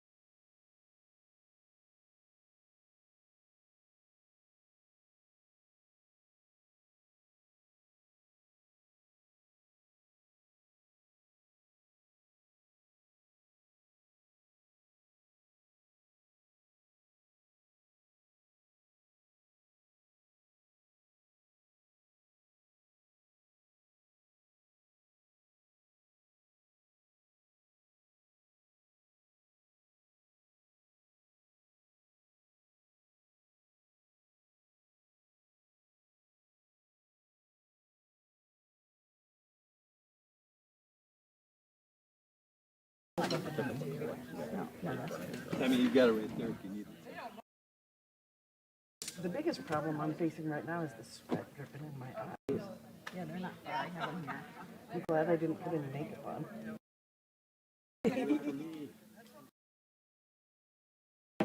Thought about it. Are you ready for me to introduce you? Almost. He's right there. Oh, there he is. I was gonna say, take your moment. That's totally fine. You guys ready? Ready? I think we could do this. Hello and welcome to our final presentation of our Homestead Days performance series. Welcome back. So we're here to remember the Homestead Act of 1862. That's the reason for the festival, but it's also the reason that the park exists. The Homestead Act affected the land, the people. It had long-lasting impacts on the development of the United States. Now, the Homestead Act, you didn't have to be an American citizen to start the process. You just declared your intention to become one. So people came from all over the world with their rich cultural traditions, their music. And so we're going to remember that today with the Kenny Janet Orchestra. They'll play some traditional Czech music, talk about the songs that they're playing for us. We want to thank the Headalong Foundation for making this possible, also the Friends of Homestead. It's starting to heat up a little bit. So definitely be for sure to stay hydrated thanks to the Beatrice Community Hospital. We do have water today. You probably noticed that we don't have our usual demonstrators on site. That was something that we had to do with planning this process in light of everything with COVID preparedness, but we're hoping to bring that back again next year. So without further ado, I welcome the Kenny Janet Orchestra. Thank you, Amber. Thank you very much. My name is Kenny Janak, or Kenny Janik if you prefer, and I think this is our third or fourth time here playing at Homestead for the Homestead Fest, and I can speak for myself and probably for the rest of the band. This is one of our favorite places to play just because it's so tranquil and peaceful here, and the staff is so nice and cooperative and cordial. We just really feel at home here and we enjoy playing. So stick around for the next 45 minutes. We have some traditional Czech polkas and a few waltzes, and we're gonna give you some good music. So I don't know about dancing. If you really feel the need to dance, there's a little sidewalk area there, but you never know. So we're gonna kick things off with one called the Happy Band Polka. I'll go ahead and click them off. Okay. 1, 2.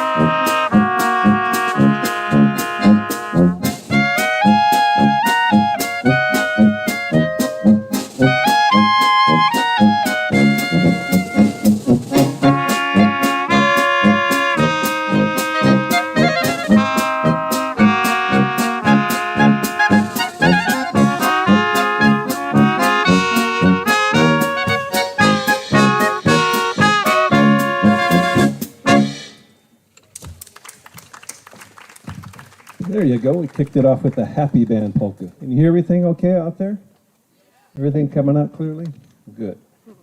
Good, good.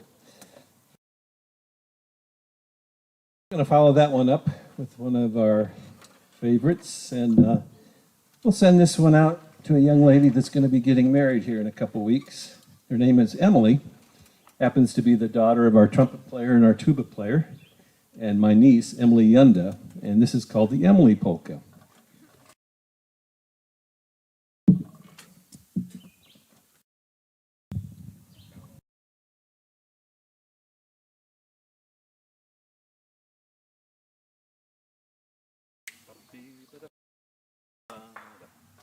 I'll give you two. 1, 2.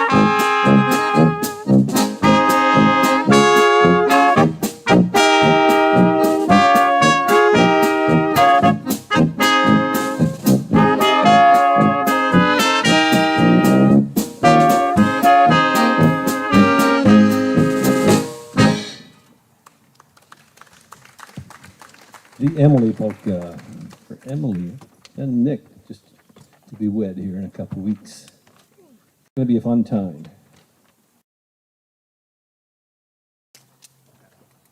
Here's one we may have played this last time we were here. It's a good one, kind of an appropriate one for this setting. It's called In the Garden. This one is arranged by our tuba player, Jeff Yunda.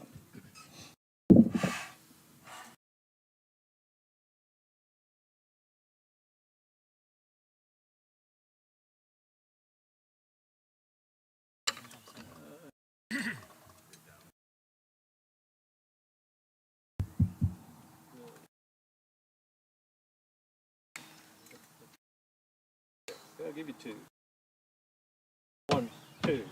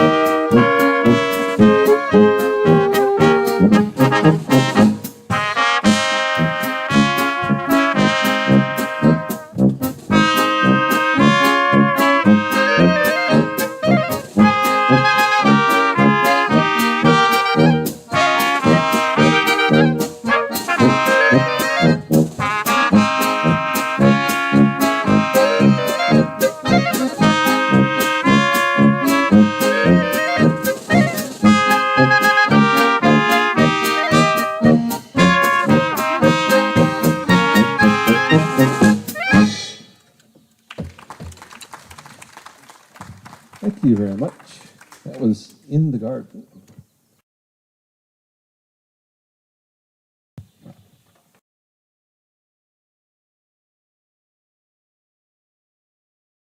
We like to play a wide variety of polkas and waltzes within that realm anyway. And a lot of the things we do are from Czech because that's our heritage and our upbringing. Long family tradition in the Janak family with my Uncle Ed and Pete. My Uncle Eddie Janak had a polka band in the 50s and 60s into the 70s. And actually that's the core of the library that we play from. We were able to acquire that library. But since then we have added a lot of new tunes, keeping that updated. And even for those that aren't totally into polka music, maybe don't follow it as much as we do, this is usually one that everyone will know and has heard at some point in time. From the German side of things, this is called the Liechtensteiner polka.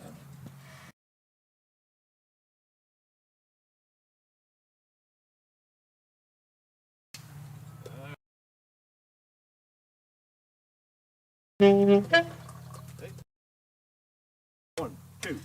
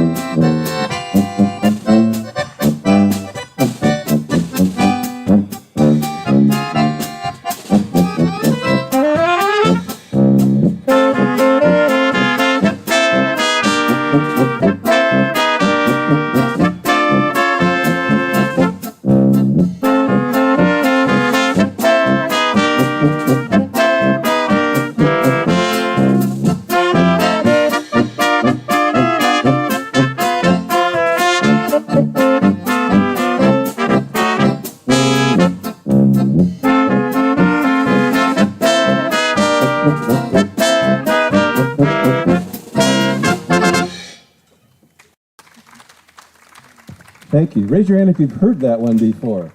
Oh, yeah. Every polka band plays that at some point in time. Traditional favorite. On the other hand, the piece we're going to play next, I don't know that I've heard any bands in the U.S. play this one. Comes from a great Czech songwriter named Karel Hašler, who met an untimely demise at the hand of the Nazis during the lead up to World War II.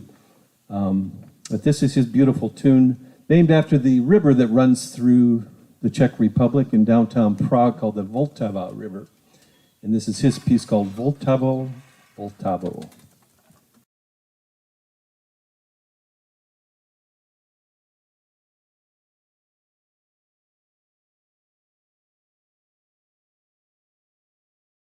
One, two, three.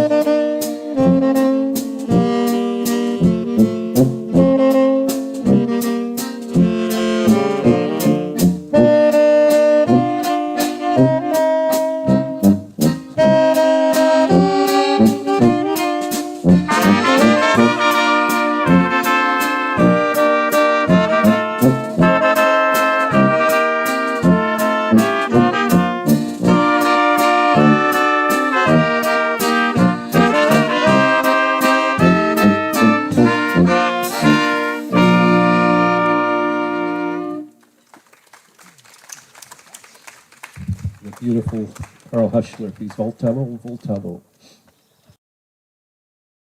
Anybody been on the Voltavo River before? No? No Czech Republic visitors? If I'm not mistaken, isn't that the same river that turns into the Blue Danube? Danube River? Yeah. Same water.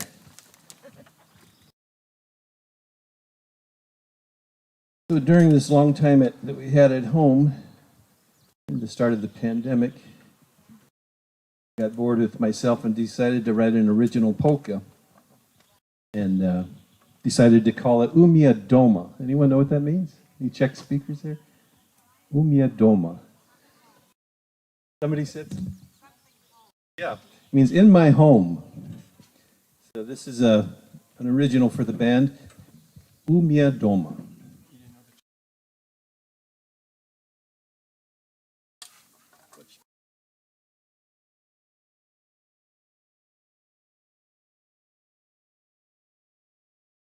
All right. That stop time on the. Okay, after two.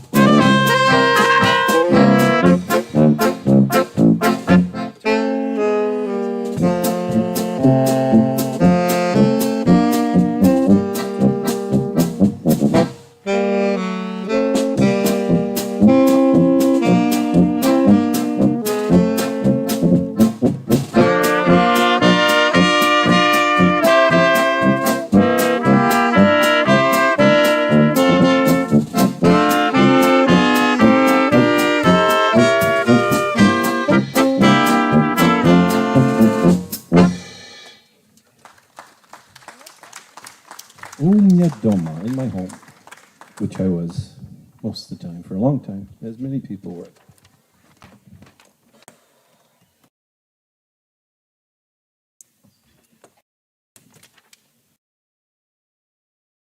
Here's another one we've recently added to the library.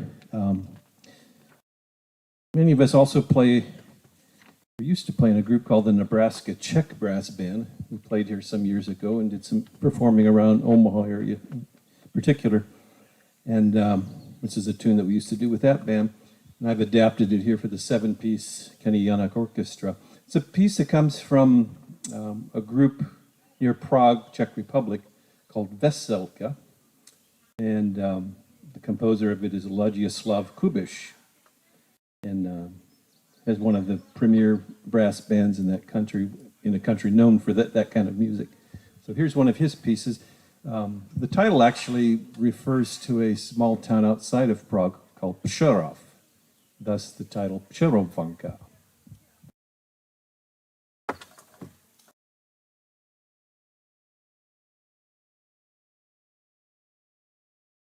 Little break strain out.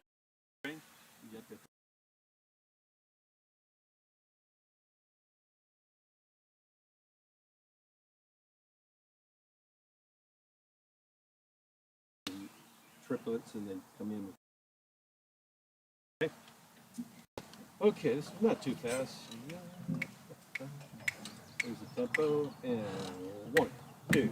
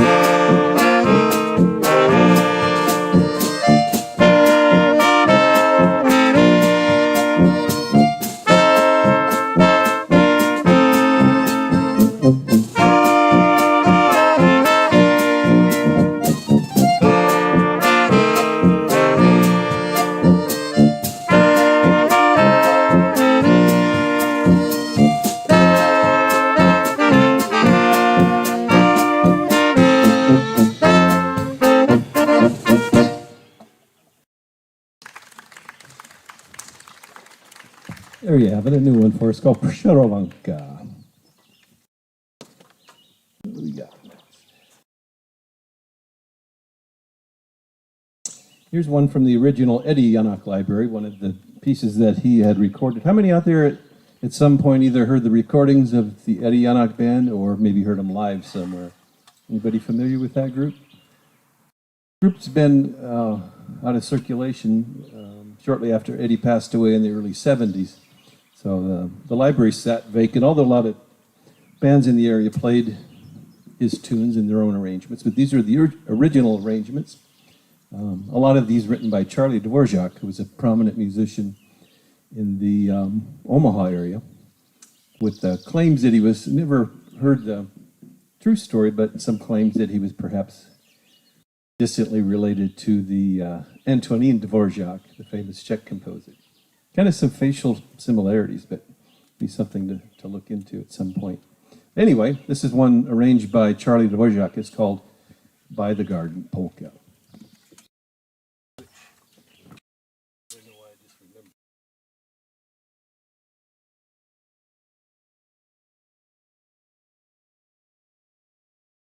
All right, after two. And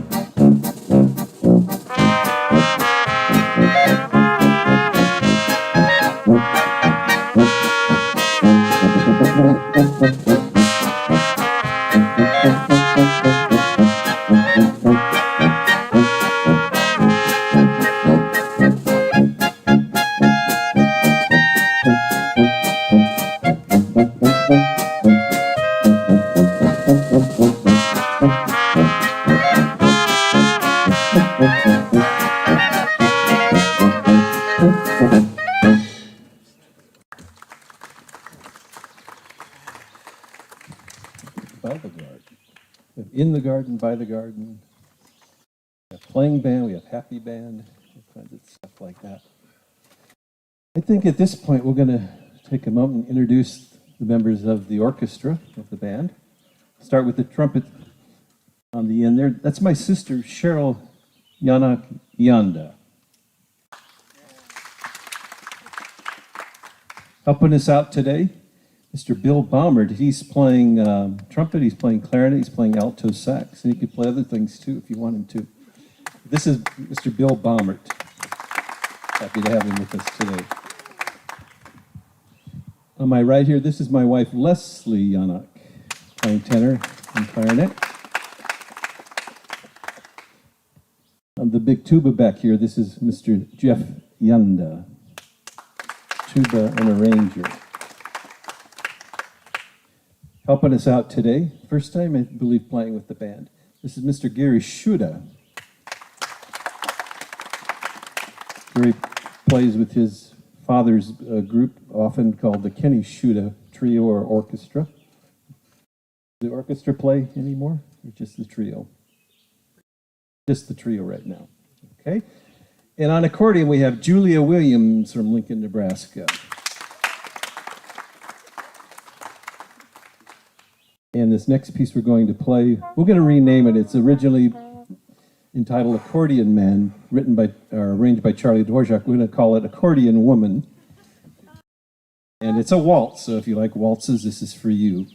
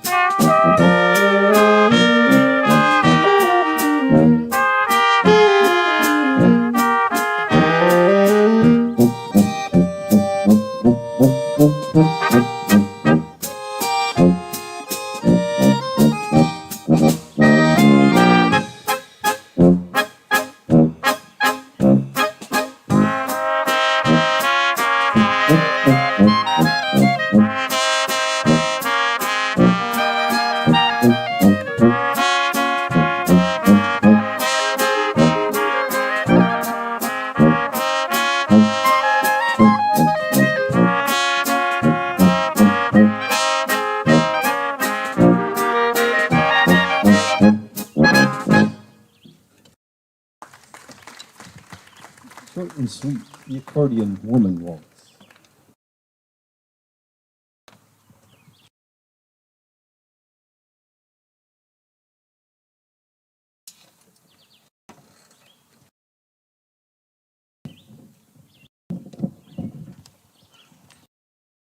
Once in a while, we do some vocals.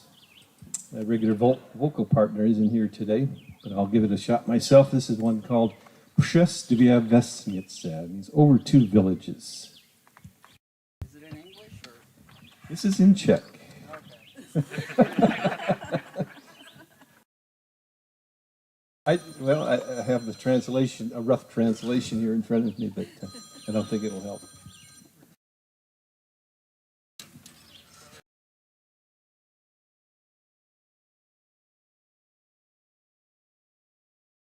All right. Touch all the flats. Here we go. And 1, 2.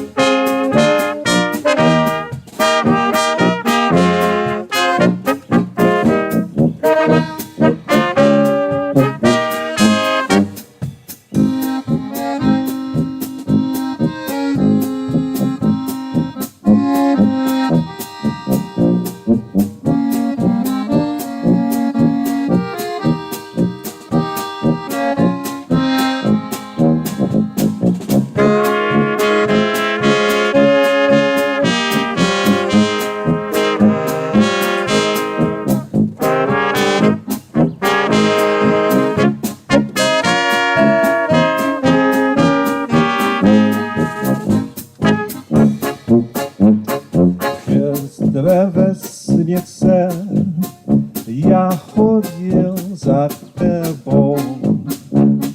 Pro 2 miesiące prosilo lasku dnes už tě nechci, všechno už je pryč. Já zahodil otek vašich vratek blíž. Dnes už tě nechci, všechno už je pryč. Já zahodil otek vašich vratek blíž.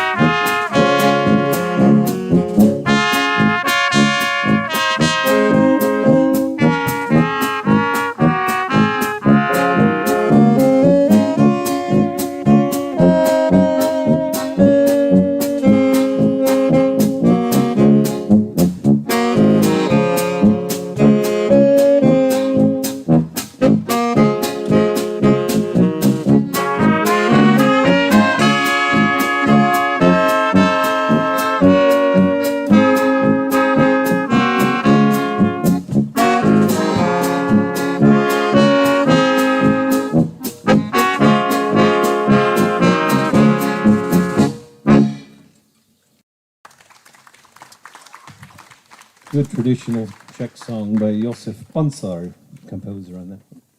Wrote a lot of good familiar Czech songs, some you might know.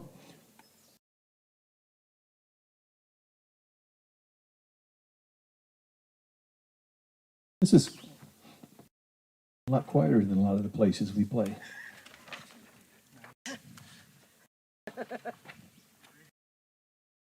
Yeah, he says they're drinking water out there. Well, thank you. Yeah, quiet is fine. Peaceful, isn't it? Yeah, kind of communing with nature here. This is quite something. All right. Here's another one we've added to the library a year or so ago. Again, from the great Veselka Orchestra that I talked about from Prague. And a little bit of an unusual title. I tested the last crowd. Nobody knew what it meant.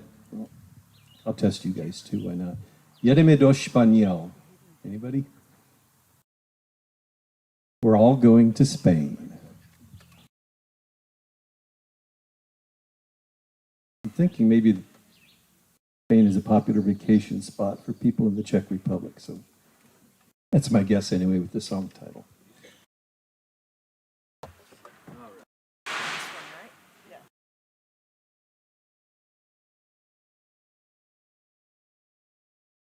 All right, not too fast on this one. And 1, 2.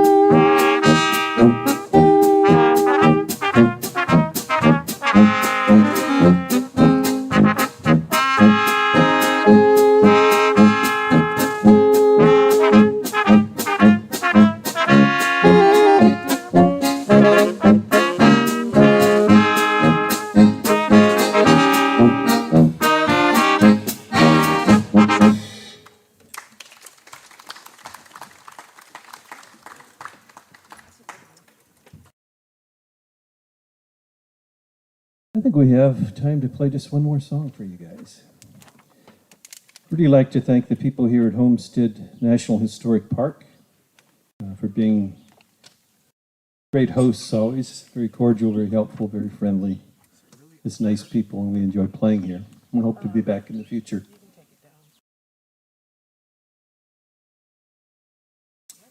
We're going to end up with a piece here.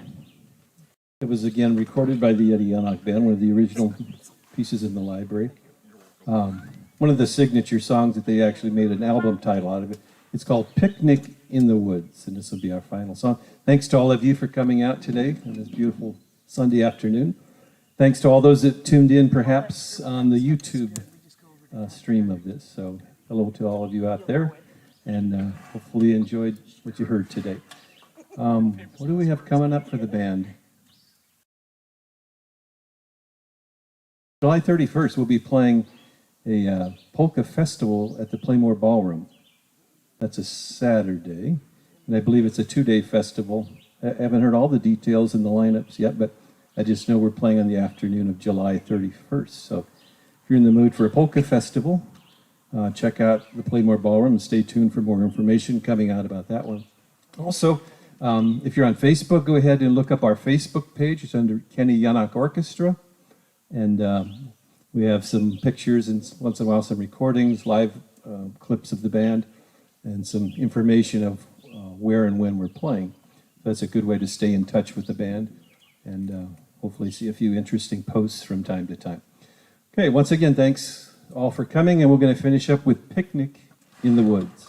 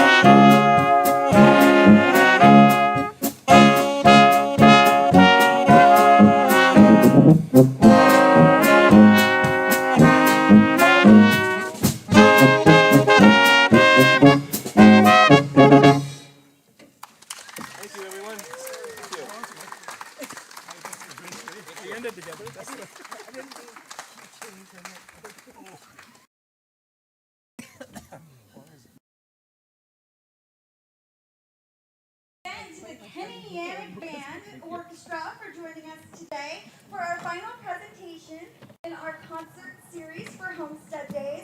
We want to thank the Heffalump Foundation for making this possible, as well as the Friends of Homestead, all of our volunteers that you've seen in the maroon shirts for helping, everyone here at Homestead, all the staff members. We also want to thank our partners in the City of Beatrice and the Chamber of Congress. And also for all the water on this warm day from the Beatrice Community Hospital. Thank you so much, and definitely remember our buildings are open till 6 o'clock, so you can look at the Education Center, we have a traveling art exhibit, Our farm implement room is going to show the evolution of the farming equipment available to homesteaders. At the other building, the Heritage Center, you can look at and apply all those things you learned from D. Joshua Taylor at our research computers. Our ranger would be happy to help you. We've got our museum space downstairs and our 22-minute film. Our grounds and our trails are open till sunset. Thank you for joining us. We look forward to seeing you next year, and hopefully we can bring back our demonstrators at that time. Thank you, and have a great day. Oh, and there's one more message from my coworker who's been with me this whole time, Ranger Amber. Before we end tonight, I just want to give a big shout out and a thank you to Ranger Amber herself for helping to coordinate all of these events and inviting all the wonderful people here. So thank you, Amber.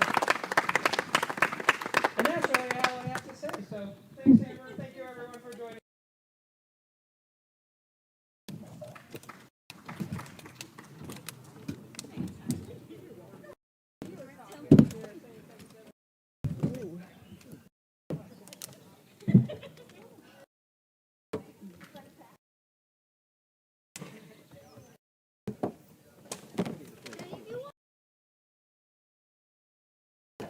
So, I'm so sorry I've said your name wrong for 3 years. What's that? I'm so sorry I've said your name wrong for 3 years. Well, no. Everybody's